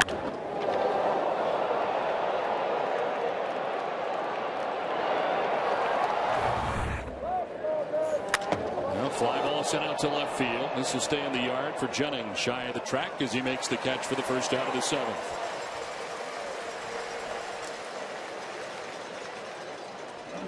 Beltre with 3 home runs in the game today. He joined some pretty special company throughout the years.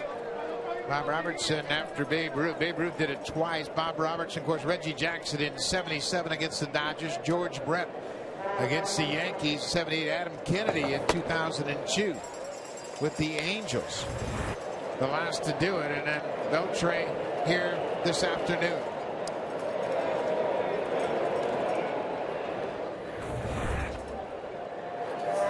Nelson Cruz lifts it in the air to shallow right. Out goes Zobrist. In comes Joyce, and Joyce calls off. Zobrist makes the catch. 2 down in the 7th inning.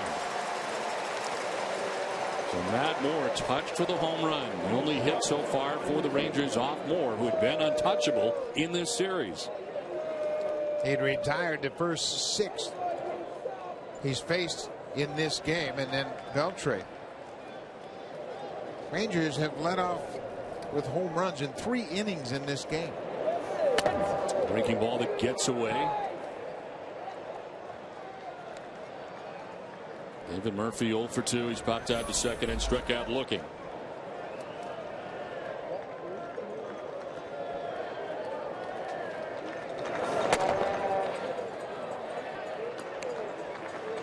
This has quieted this Tropicana Field crowd.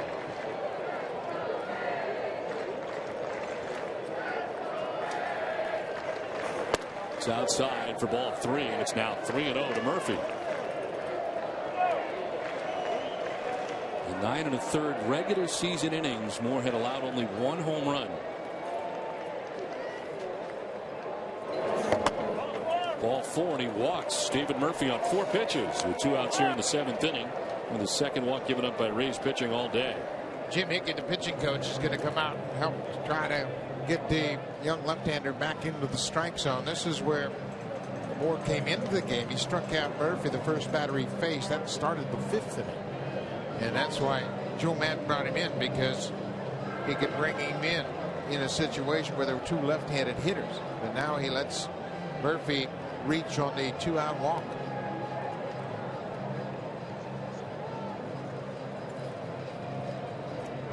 Well, the Rangers have done it with the long ball in this game. Adrian Beltre 3 home runs. Ian Kinsler's got a home run. As we look at the box score for the Rangers at this point here with 2 down in the 7th inning.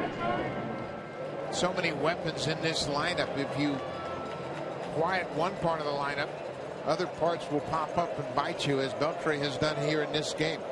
It was Napoli in games 2 and 3. Now Beltre has taken the lead. Both newcomers to the Texas Rangers this season, and largely the reason most feeling that even without Cliff Lee, this Texas Rangers team could be more powerful this year than they were a year ago when they went to the World Series. As a throw to first base, and David Murphy back to the bag.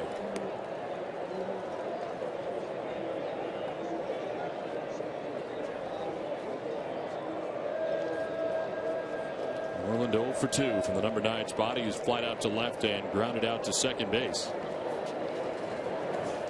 That's a strike. Now, one thing the Rays have still been able to do in this game, even though they trail by 2 runs, is keep the Rangers from putting up crooked numbers. And that's important for the Rays to stay in this ball game. If you look back to game 2, it was a 5-run 4th inning. Game 3, a 4-run 7th. And amazingly, you'd think in a game in which the Texas Rangers have 4 home runs, that the lead would be a lot more than just 2 runs, and that they'd have just 4 runs in this game, all solo shots. That's the only piece of good news.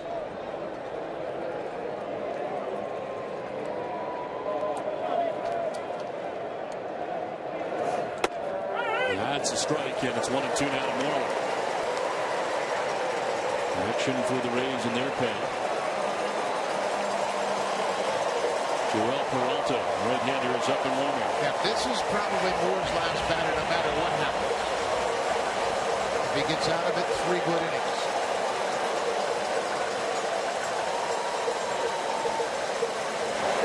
Moreland fouls it back out of play.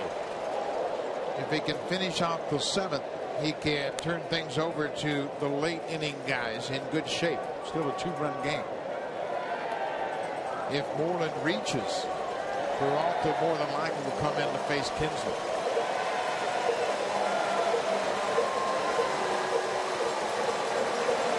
Murphy at first, 2 down in the 7th inning.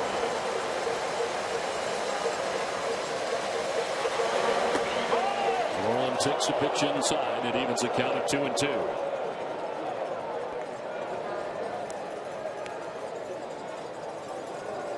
Rays were hoping for a big start today for Jeremy Hellickson. He lasted just 4 innings, giving up 3 runs.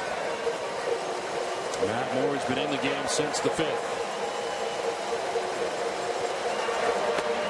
Moreland on a check swing didn't go. This is Mark Carlson, and it's a full count now. Another check swing appeal to third. Looks like Moreland kept the barrel back.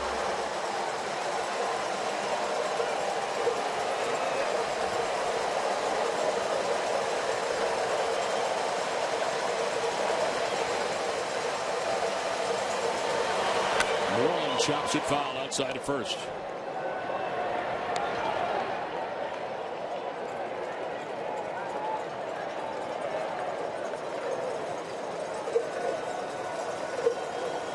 Shift on here with Ben Zobrist in short right field. Longoria on the left side, swung over towards second. Eighth pitch of the at-bat coming up to Mitch Moreland. Moreland popping up near the catwalks. Clears them, comes down, and Kochman, the first baseman, will make the grab. It ends the inning. What a game for Adrian Beltre so far in this one. He homers in the second. Homers in the fourth. And more recently, homers in the seventh. 4-2 Texas.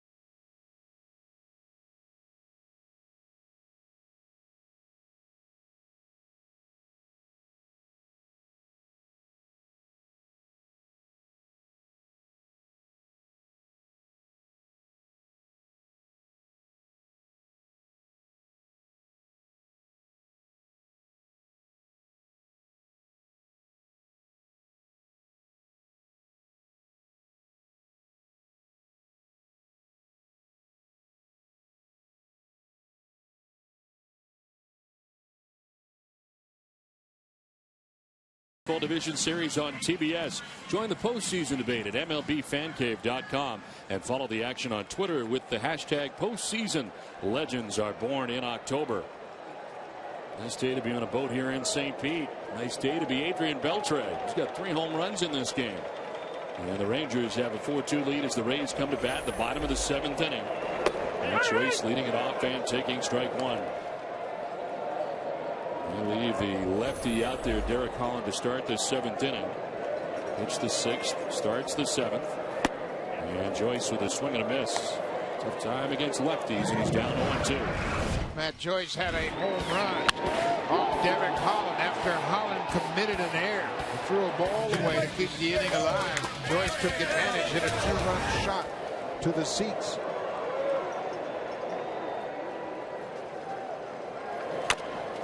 Back towards the mound as Holland will field and throw. Throws out Joyce for the first out of the 7th inning. Little dribble right in front of the plate. 1 away. Leaves him in there to face the lefty, but he's going to make the change as Ron Washington heads out. His starter from game 2. And he's given him an inning and a third. Washington now with Desmond Jennings, the leadoff batter. The scheduled hitter. Washington with a few words for Holland. Looks like he's going to make the change, and there's the call for the right-hander. Makes the change with his Texas Rangers on top 4-2.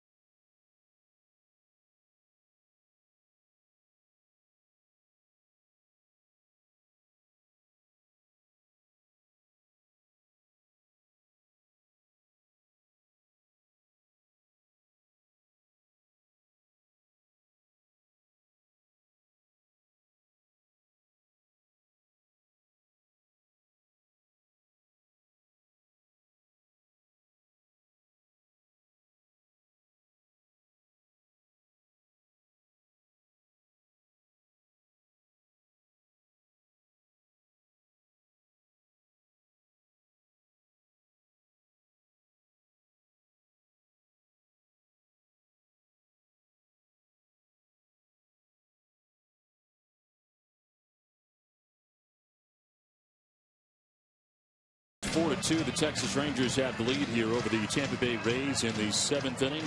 With one out, and Buck Martinez, we've been waiting this entire series for the Rangers offense to get it going here with some home runs.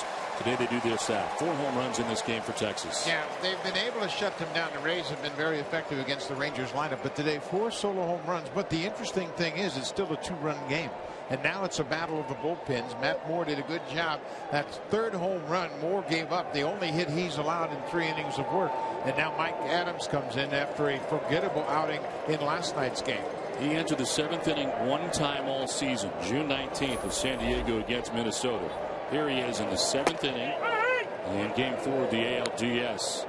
His normal operating inning is the 8th. 23 of 27 appearances with Texas coming in for their 8th inning. And Adams already in his 3rd game of this ALDS. Desmond Jennings batting with 1 out in the inning. Pitch outside. Adams had 3 walks in the outing last night. He gave up a home run to Desmond Jennings and then walked 3 in a row. That's just the 2nd time in his big league career he had 3 walks in an outing, let alone an inning.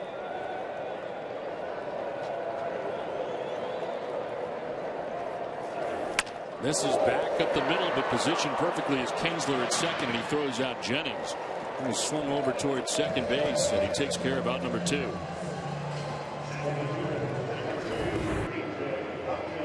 Adams in a much better location in the zone. Made a swipe at that ball, but there's Kinsler positioned perfectly to take the grounder off the bat of Jennings. 2 down in the 7th inning as B.J. Upton settles in here 0 for 3. He was struck out twice and fouled out.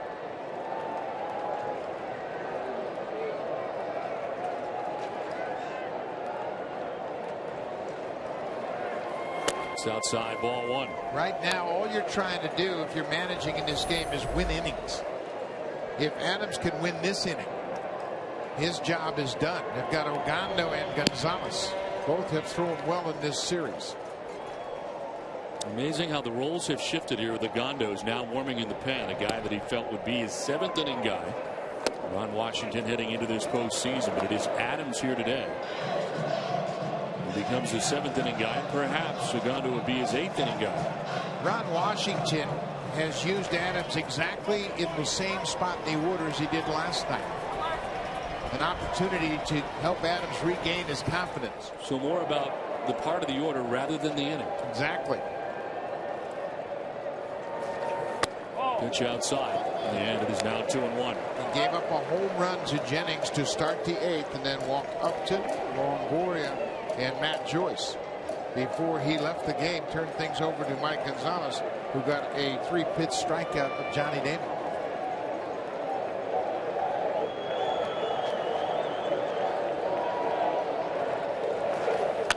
On the ground foul outside of 3rd, and it's 2-2 now to B.J. Upton.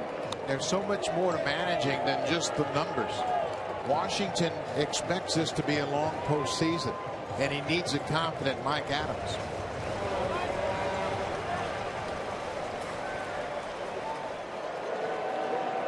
Third game of the series for Adams. 22 times during the regular season he pitched in back-to-back games.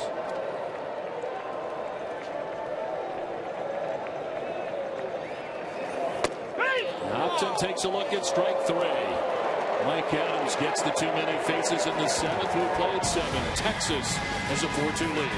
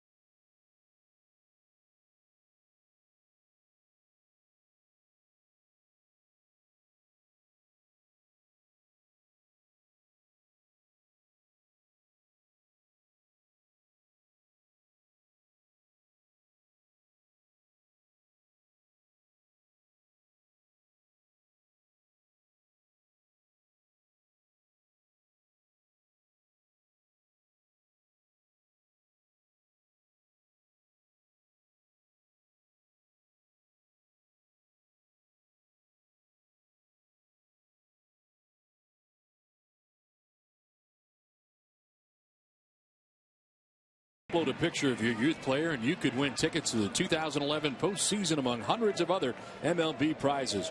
Be part of the Chevy Centennial Celebration and enter for a chance to win a ChevyBaseball.com. Now it is the 8th inning back in beautiful St. Petersburg, Florida, as the Texas Rangers enjoy a 4-2 lead. Joel Peralta becomes the third arm used today by Joe Madden as he works here in the 8th. To the top of the Texas Rangers order, Ian Kinsler leads it off in the 8th. Matt Warren, the starter in game 1 for the Rays, ends up going 3 innings, giving up 1 run. Numbers for Peralta so far in this series, appearing in his 3rd game of the ALDS. The only hit he allowed was a double to Ian Kinsler in the 9th inning in last night's game.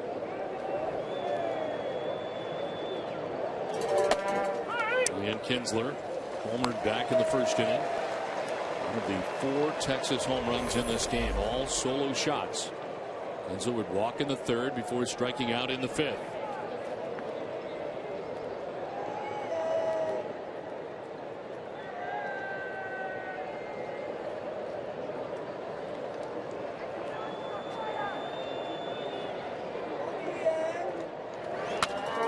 Foul back, and it is 1-2. Ian Kinsler set the tone for the Rangers in the 1st inning. He got a high pitch, looked like a changeup from Jeremy Hellickson after a first pitch fastball. Kinsler had 4 leadoff home runs during the regular season, and he led this game off with a blast to the seats and left.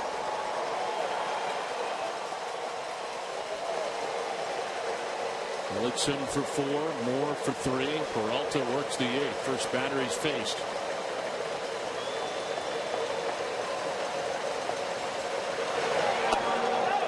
2-2.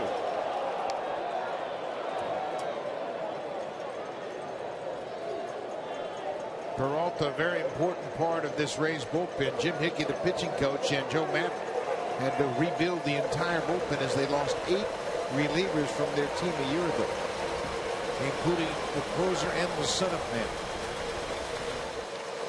Peralta has closed games when Farnsworth was injured during the end of the year.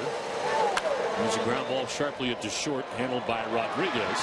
He gets it there in plenty of time. 1 down in the 8th.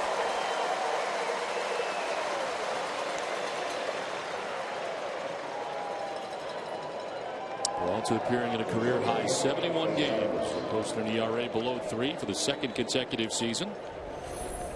Last year with the Nationals, this year with the Rays, and 1 out in the 8th. Very nice start for the Rangers in this game for Matt Harrison, who went 5 innings, giving up 2 runs and tied a career high with 9 strikeouts. 1 down in the 8th. Elvis Andrus the batter. Breaking ball in there for strike 1.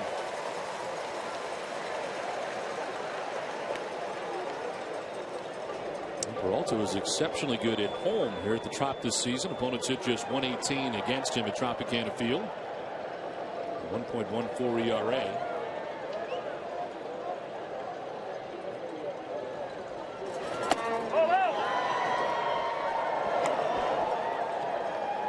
Peralta's now 35 years old. He's been around a lot. He knows himself very well. You can see him reminding himself about not spinning out too violently toward the first base foul line. He throws a combination of pitches. Uses that splitter a lot. It's a very effective pitch for him.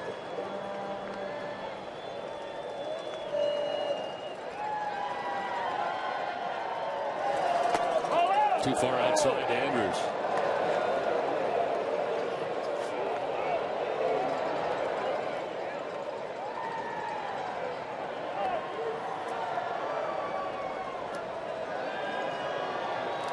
Andrus has flied out to center field 3 times in this game. Now 2 for 14 in the series.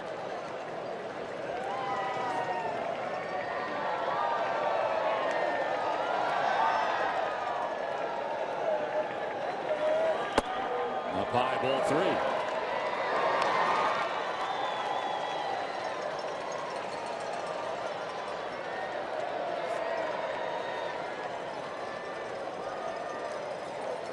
Andrews now, Hamilton on deck, batting next to you for the Rangers in the 8th. Had a 4-2 lead. Texas trying to win this series right here, Tropicana Field in St. Petersburg. That is just outside. It's ball 4 to Andrews. A 1-out walk for Elvis Andrews. Well, attention sports geeks, TBS just got a whole lot smarter. Don't miss The Big Bang Theory, all new to TBS Tuesday, Wednesday, and Thursday night starting October the 18th. One down in the 8th inning. Elvis Andrews at first base, and Josh Hamilton coming up. It's now 4 for 14 in this series. An 0 for 3 day for the reigning MVP in the American League.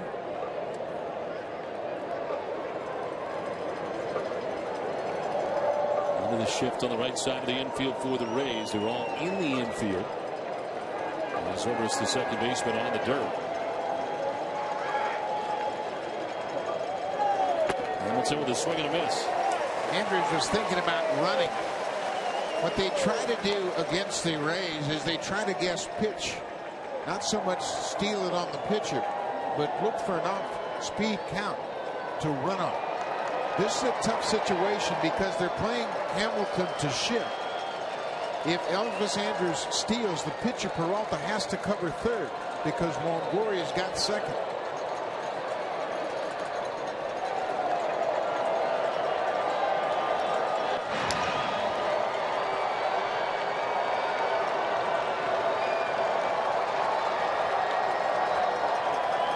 During the regular season, 37 of 49 in stolen bases.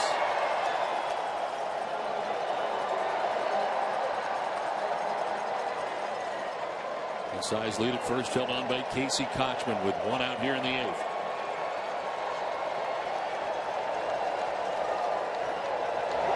Hamilton with a swing and a miss. Peralta's jumped ahead of him 0-2.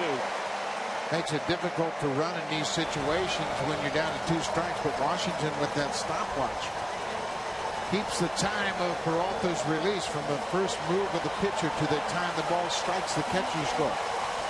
Making notes to himself. We ask him why not Gary Pettis at first base. He says, I don't trust Gary Pettis.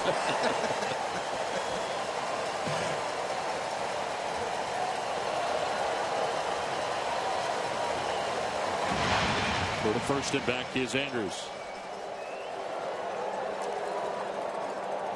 Another thing that Washington's going on is the fact that Hamilton's going to get a steady dose of off-speed pitches. Balls that may end up in the dirt. 1 out, 1 on in the 8th. Rangers on top by 2. Josh Hamilton down 0-2. Is another throw to first, but back is Andrews.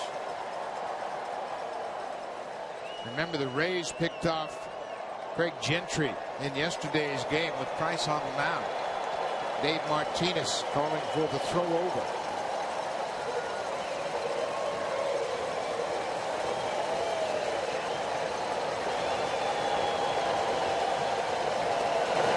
Hamilton, that's a fly ball to right field. Matt Joyce is the right fielder for the Rays. And he makes the catch for the second out of the inning. No advance for Andrews. 2 down. 0 for 4 is Josh Hamilton in this game. And here comes Jim Hickey, the pitching coach for the Rays. And Michael Young coming up next. Well, obviously, the very important part of the ball game for both ball clubs, and Hickey wants to come out to talk to Peralta. A lot of this will have to do with the bat of Michael Young, as you see Davis just now starting to loosen up. But it also has something to do with the runner at first, making sure they give the catcher Shopik a legitimate shot should Andrews take on. So Hickey can deliver both the game plan of approaching Michael Young plus the reminder, hey, don't forget about Andrews at first.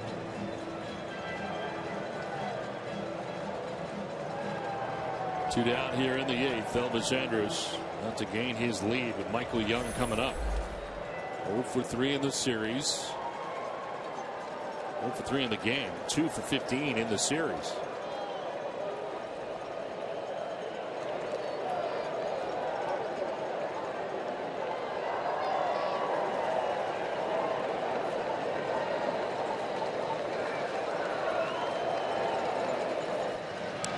Andrews having a dive back this time. Again, Washington recognizing that Young's a very good fastball hitter. The Rays know that. Peralta liable to throw a breaking ball early in the count, a pitch that Andrews can run on.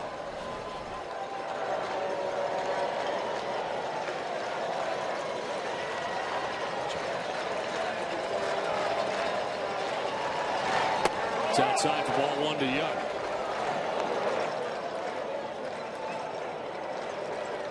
And Kinsler grounded out to begin the inning. Elvis Andrews walks. Josh Hamilton flies out to right. 2 down. Elvis Andrews at first. And Young ahead in the count, 1-0.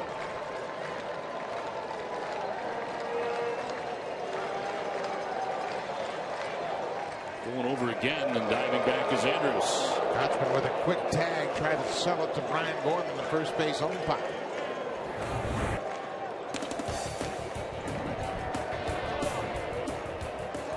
See where Kochman tags him on the backside before Andrews got his hand in before the tag, obviously.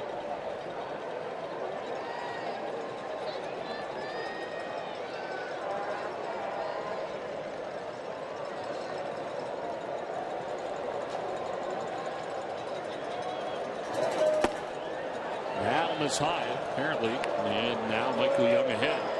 2-0. Gando's been warming.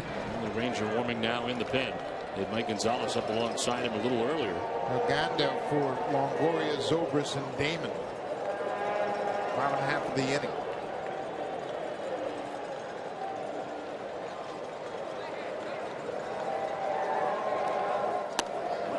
Three and 0 now to Michael Young.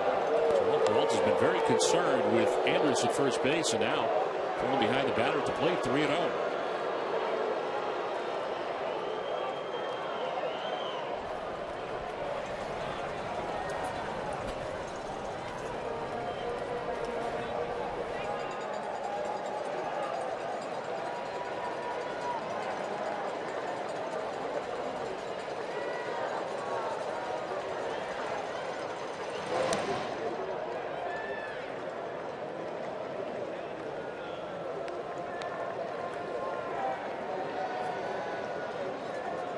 Three balls, no strikes to Michael Young. 2 down in the 8th.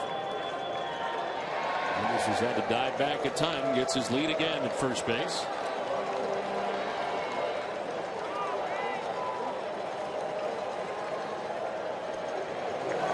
Young take it all the way and takes strike 1.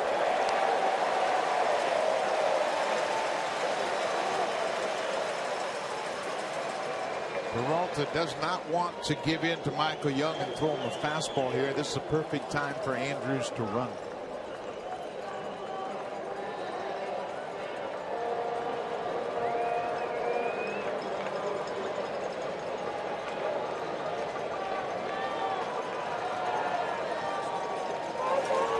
There's ball 4. Down to first base goes Michael Young. 2 walks in the inning for Peralta.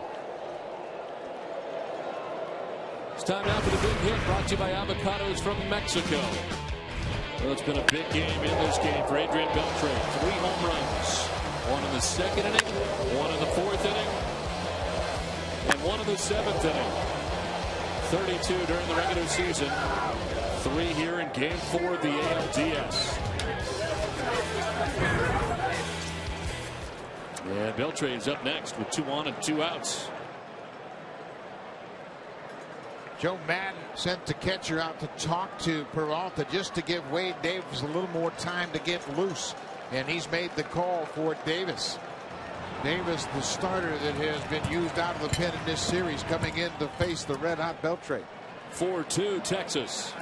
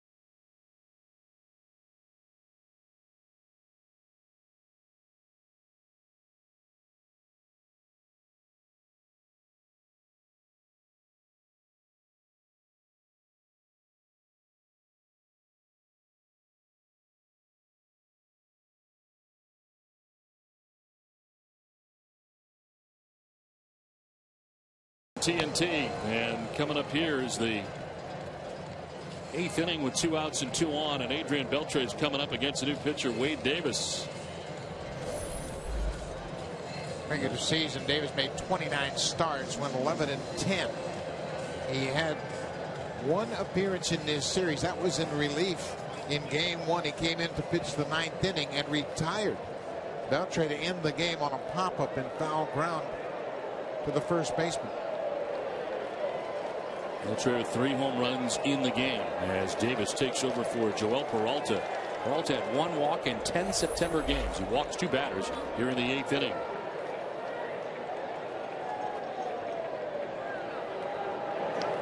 That's outside for ball 1.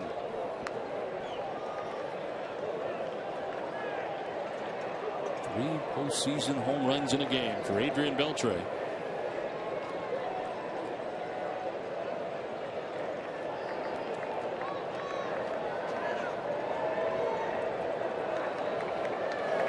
Beltre this time will lift a fly ball to right field. Going to stay in the yard. Matt Joyce puts it away to end the 8th. Wade Davis gets his man. We played 7.5. 4-2 Texas.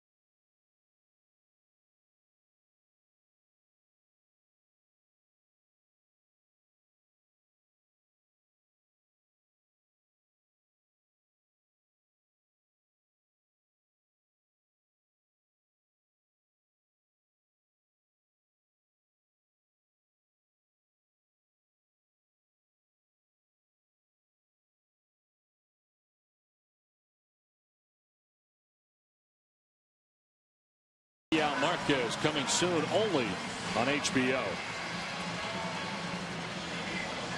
High above Tropicana Field here in St. Petersburg, Florida, as we get ready for the home half of the 8th inning. Alexia Gondo comes into the game here for the Texas Rangers to pitch the 8th. Gondo went 2/3 of an inning in yesterday's game.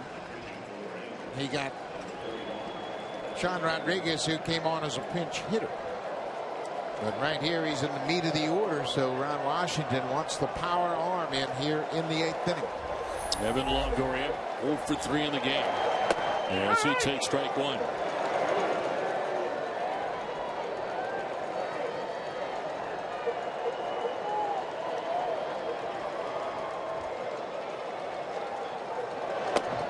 There's strike 2 over the outside corner.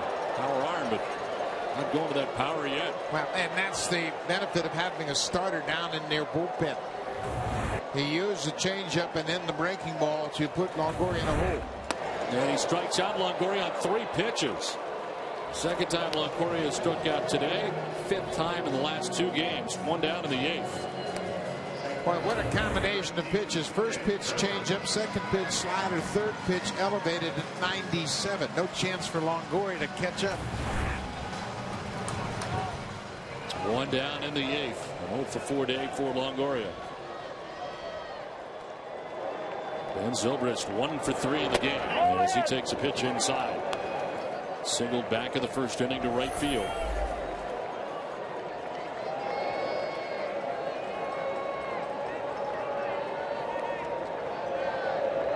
On to an American League All-Star. Was 9-2 in the first half of the season. This one is popped up. First baseman Mitch Moreland. 2 down in the 8th. Ogando is demoralizing coming out of the bullpen no matter where you are in the game. Ron Washington said he was going to use him wherever the lineup dictated. He had Longoria, Zobrist, and Damon this inning, the meat of the Rays order, so he goes to Ogando, who's been very effective out of the pen. Johnny Damon takes strike 1. Damon 0 for 3 in this game. He's grounded out twice to first base and flied out to left.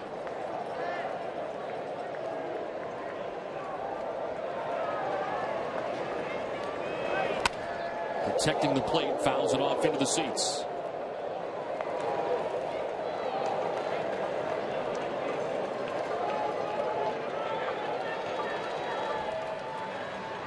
Come on, JD.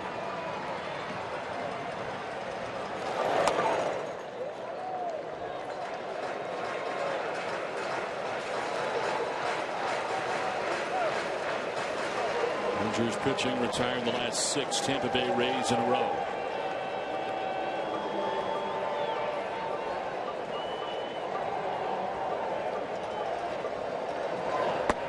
Down and away to Damon, and it evens at 2-2. You saw Longoria in the dugout, frustrated. His last 2 games have not been good after he had a home run in game 2. But the Rays don't have many weapons, and you can really focus on Longoria and put a great game plan together. Damon, it's a ground ball softly towards third. Beltre will pick it up. His throw on balance, but it gets there in time. A 1-2-3-8 send us to the 9th inning. 4-2 Texas.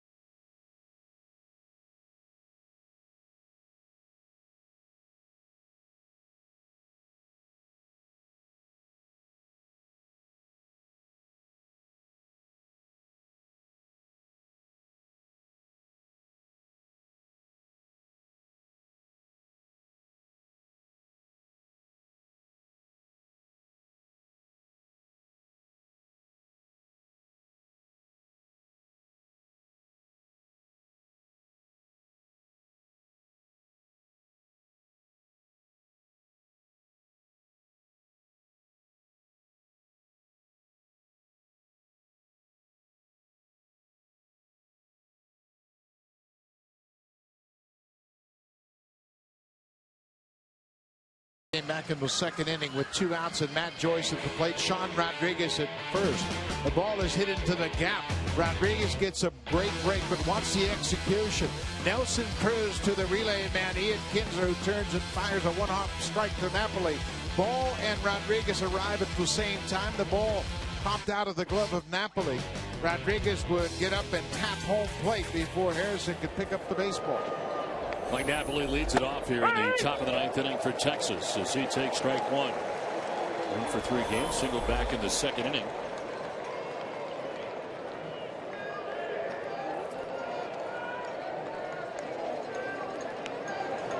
The Rays are actually out hitting the Texas Rangers in this game 6-5.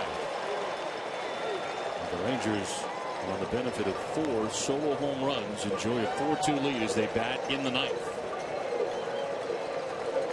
Ray Davis, who came in, got the final out of the 8th inning and gets the first out of the 9th. He strikes out Napoli, 1 down.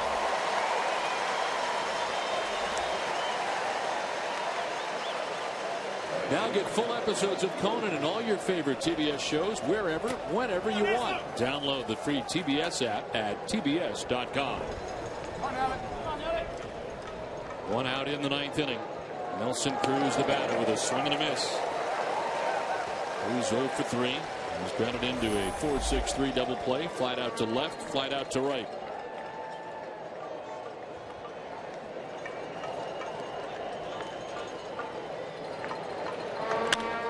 One hopper to short, skims to Rodriguez, who fires to first, 2 down. It's time for a game break in Matt Weiner. Matt.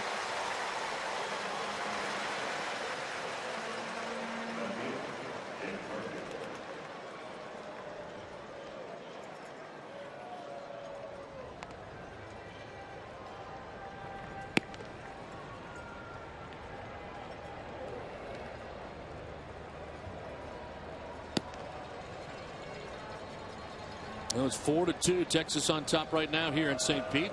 Neftali Feliz, the closer for the Rangers, getting ready as David Murphy carves it foul at the plate.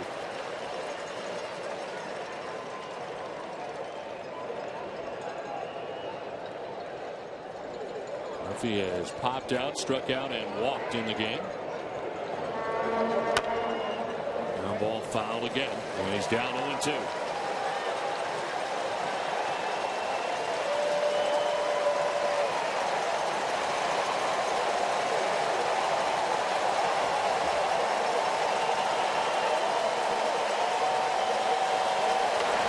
He fouls it back out of play.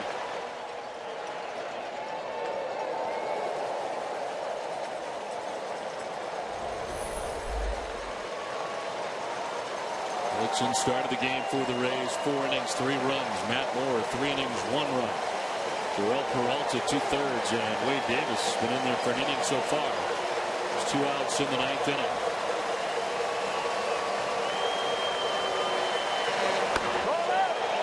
Just outside. Good running fastball, just missed the outside corner from Davis. Davis has been a very effective starter in his 2nd full season with the Rays as a starter. Murphy sends us into center field, a base hit.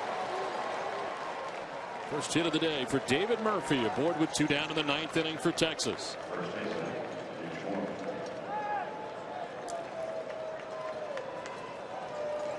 The pinch runner run for Murphy at first base. It's Craig Gentry.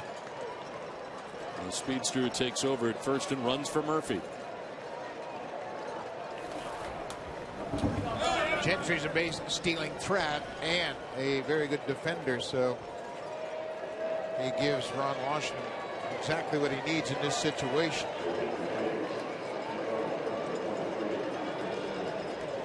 Two down in the 9th inning. Gentry at first. Mitch Moreland batting out of the number 9 spot. 0 for 3 in the game. And 1 for 10 now in the series.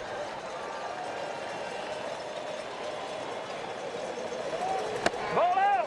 There's ball 1 to Moreland.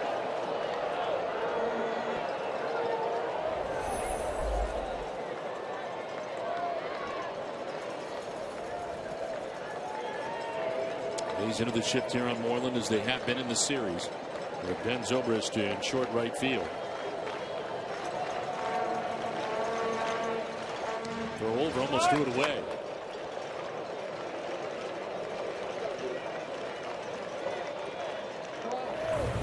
Both of these pitching staffs do a pretty good job of shutting down the running game, even though that throw was off target.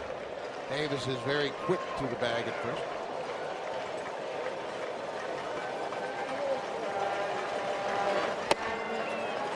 Ball 2-0. Scheduled to bat in the bottom of the ninth inning for the Rays. Kelly Shopik, Sean Rodriguez, Casey Kochman. Looks out to be 6, 7, and 8 for Joe Madden.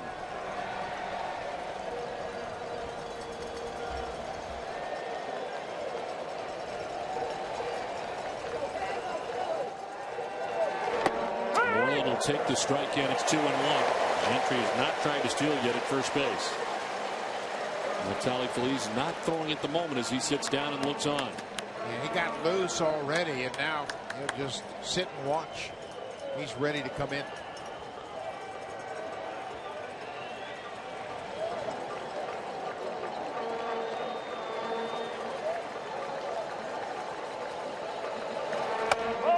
That's ball 3, 3-1 to Moreland.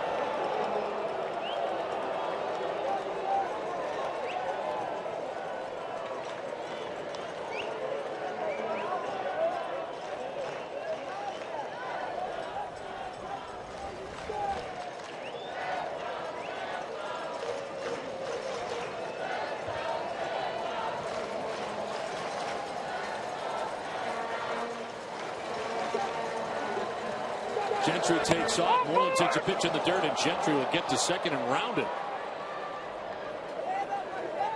See, both Sean Rodriguez and Evan Longoria broke toward third because of the shift.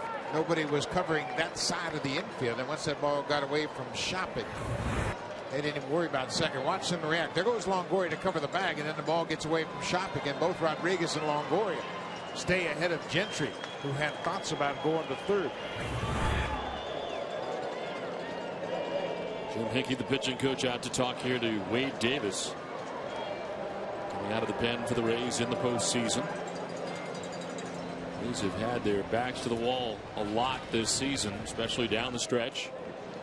9 games out of a playoff spot on September the 4th. They get into the postseason, and their backs to the wall here as they trail 2-1 in the series coming into this game for the ALDS. And now the Rays trail by 2 runs at the moment. Rangers are trying to up that lead. Here in the top of the 9th inning with 2 outs. Craig Gentry at second. Moreland at first. And Kinsler standing in on the right side. Kinsler takes strike 1.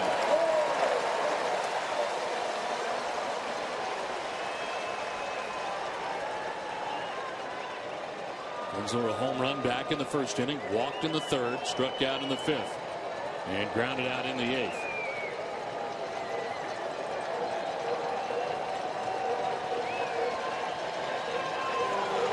Breaking ball hit on the ground, diving at third as Longoria. His throw to second is just in time on the force out. That ends the top of the 9th. The Rangers are 3 outs away from the ALCS 4-2 Texas.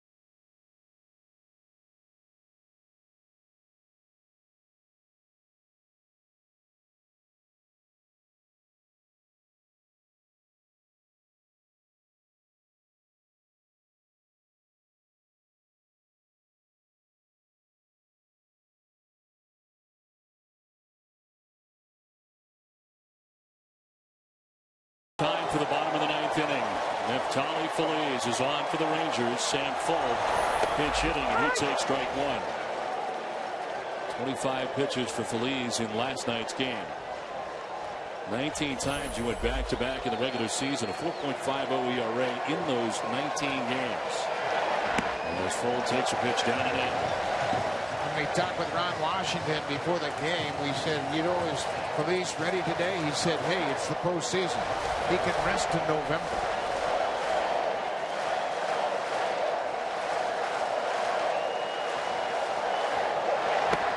Full will take ball two, and it's 2-1. Defensively for the Rangers, Gentry stays in the game, and he is now in center. As Hamilton moves to left in the outfield for Texas. Full fouled back to the screen, and it's 2-2. Sean Rodriguez expected to be next. Casey Kochman scheduled as this bottom of the ninth inning for the Rays, trying to avoid their fifth straight home playoff loss.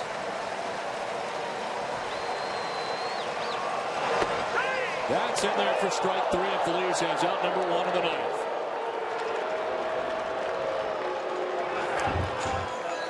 The bullpen for the Rangers now has retired 8 straight.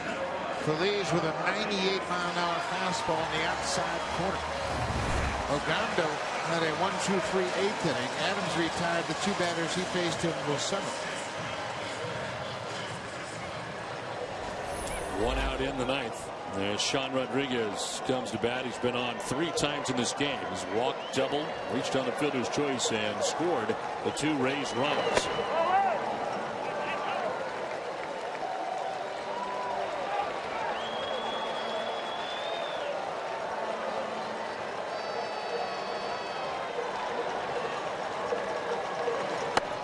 That's in there for a strike, and it's 1-1.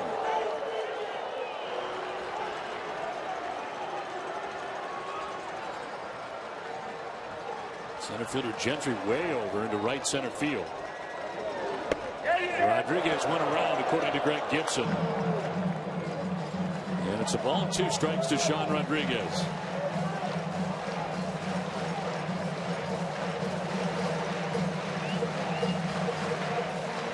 And it's been a storybook run for this Tampa Bay Rays team in 2011. The Rangers 2 outs away from putting an end to the Rays season.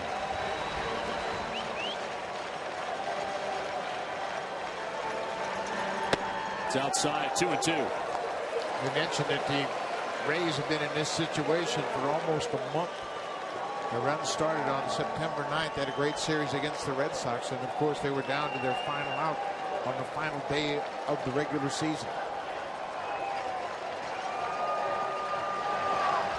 Outside, ball 3, full count.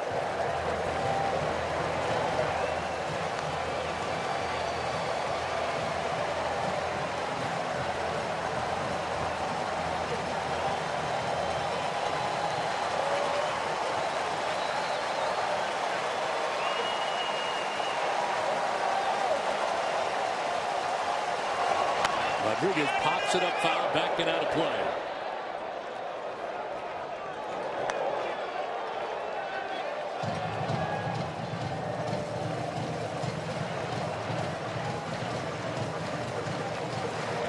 And now Rangers pitchers have retired the last 8 Tampa Bay Rays in a row.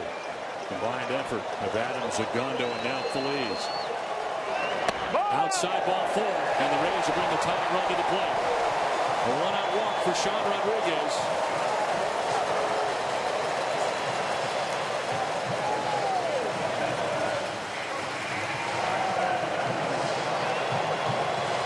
One out, 1 on for Casey Kochman. He had 10 home runs during the regular season. 1 for 3 in this game for the ALDS.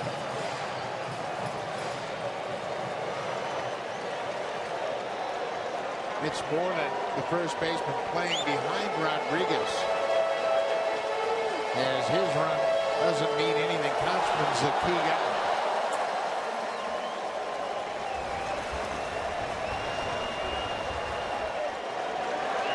Kochman laces it foul down the right field line, jumping on that first pitch.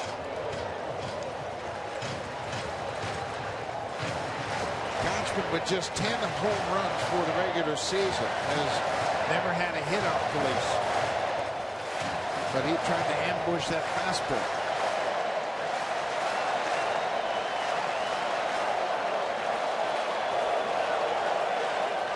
Runner goes. Kochman will take the strike as Rodriguez takes second base. Defensive indifference gets Rodriguez to second.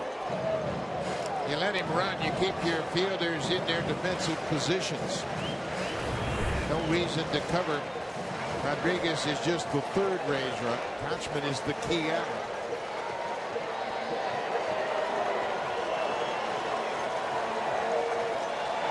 Kochman pops it up, foul ground. Racing is Beltre towards the dugout, and he won't have a play.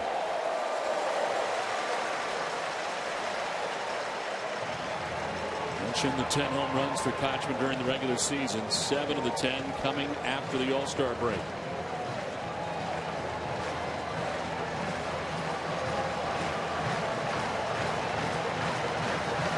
Tampa Bay down by 2 runs with 1 out in the ninth. Sean Rodriguez at second base.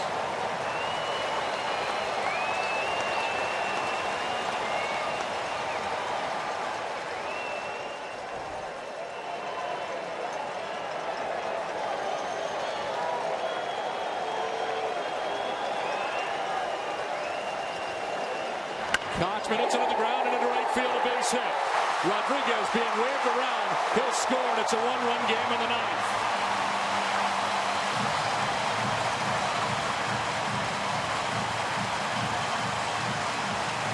Nolan Ryan was nervous yesterday, and I'm sure he's nervous right now. He knows all about the Rays and their comebacks. Kochman delivering another big hit. Guarding the line, and he shoots it through that 3-4 hole into right. Kochman picks up his second RBI of the day. Elliott Johnson will pinch run for him at first base.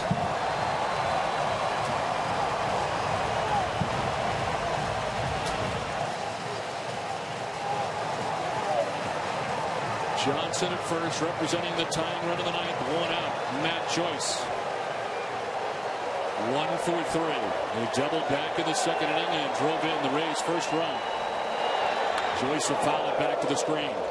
Rays have been pretty aggressive with Neftali Feliz. Yeah, you want to get on that fastball early in the at-bat because Feliz has great secondary pitches.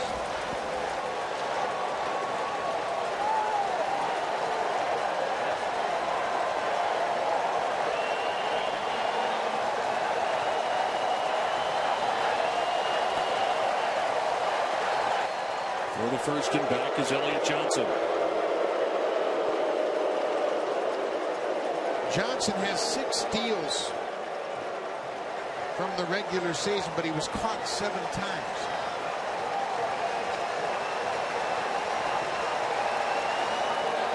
Swing and a miss. Joyce tardy that time on the cut. 97 on the fastball from Feliz. The top of the Rays order, Desmond Jennings waiting on deck.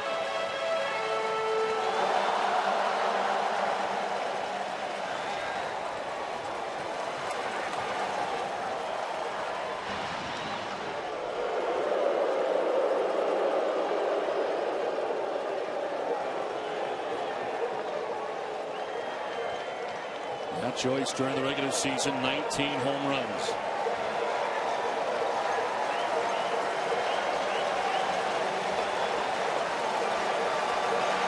Joyce fouls it off to stay alive.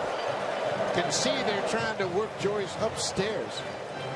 He hit a home run in this series. You mentioned the home run off Derek Allen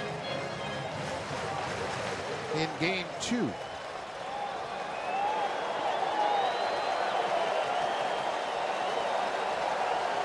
The 0-2 pitch. Joyce reaches out, pops it up, foul ground. Beltre is over, and he makes the catch. 2 down. Huge out for Neftali Feliz, and Adrian Beltre making the grab and foul ground. Desmond Jennings in game 3 with a couple of home runs. One off Colby Lewis, the other off Mike Adams. He had 10 regular season home runs and 2 in the postseason. The season for the Rays comes down to Desmond Jennings, who bats with 2 outs in the 9th inning.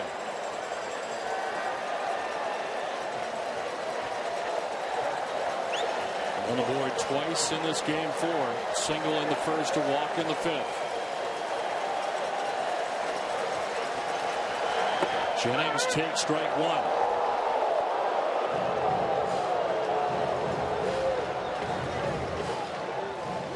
This Rays team has come off the ropes several times in the month of September into October.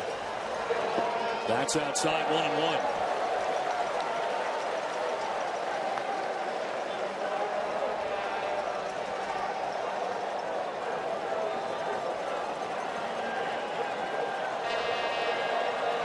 Tying run at first base for Tampa Bay with 2 outs in the 9th inning.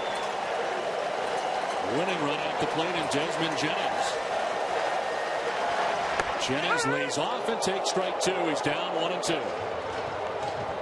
It's that great breaking ball from Feliz. He throws hard and then he can get the breaking ball over. The slider catches the outside corner.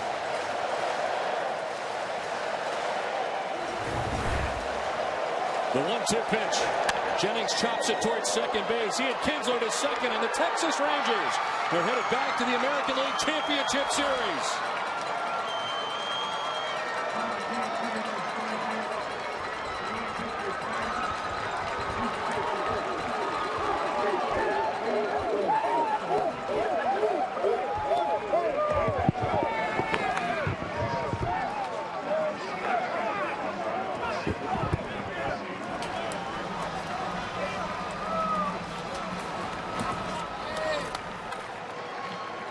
The Rays had done it so many times during the regular season, unable to do it here in game 4 as they got behind. The Texas Rangers come in and take game 4 of the ALDS and move on to the American League Championship Series.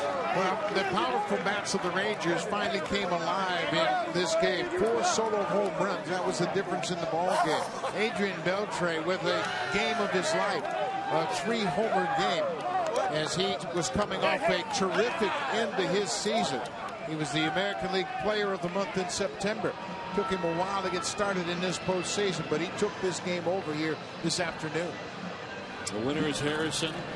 The loser is Hellickson in this game for the Tampa Bay Rays, and Feliz picks up the save here, his 3rd of this division series against the Rays. Mike Napoli is certainly a big part of it on both ends, both defensively and offensively in this series. Well, and one thing we should think about, too, is the way Napoli handled the pitching staff. He caught all 4 games in this series. Did a great job. The pitchers have an awful lot of confidence in Napoli's ability to get them through the rough spots once they're in this ball game. So Napoli, what a great addition, as was Adrian Beltre, of course. 2 great offseason acquisitions had an impact in this entire series.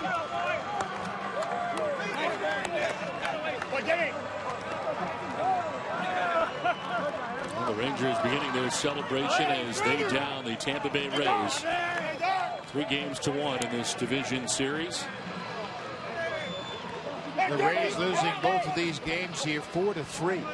And they came back late against a tough bullpen. But in the end, it was the Rangers' ability of their bullpen to shut down the Rays late.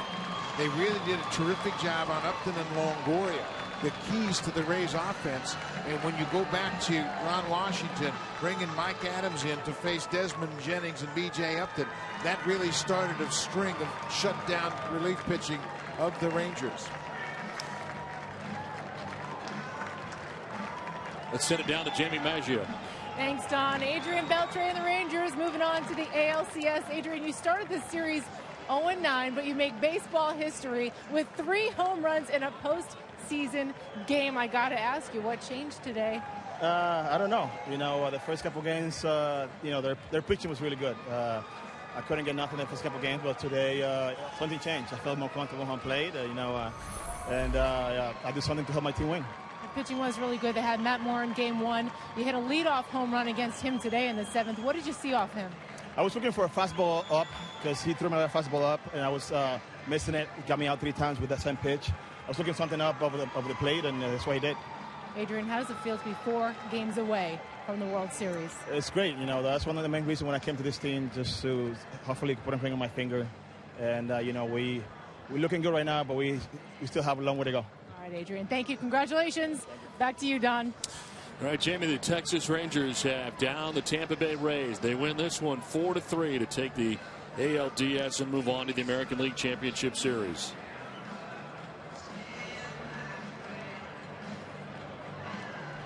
For Buck Martinez, Jamie Maggio, and the rest of our crew, I'm Don Orsillo saying goodbye from St. Petersburg.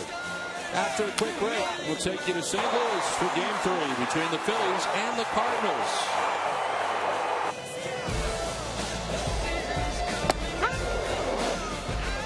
TBS is your exclusive home for the entire Division Series and the National League Championship Series. Good night from St. Pete.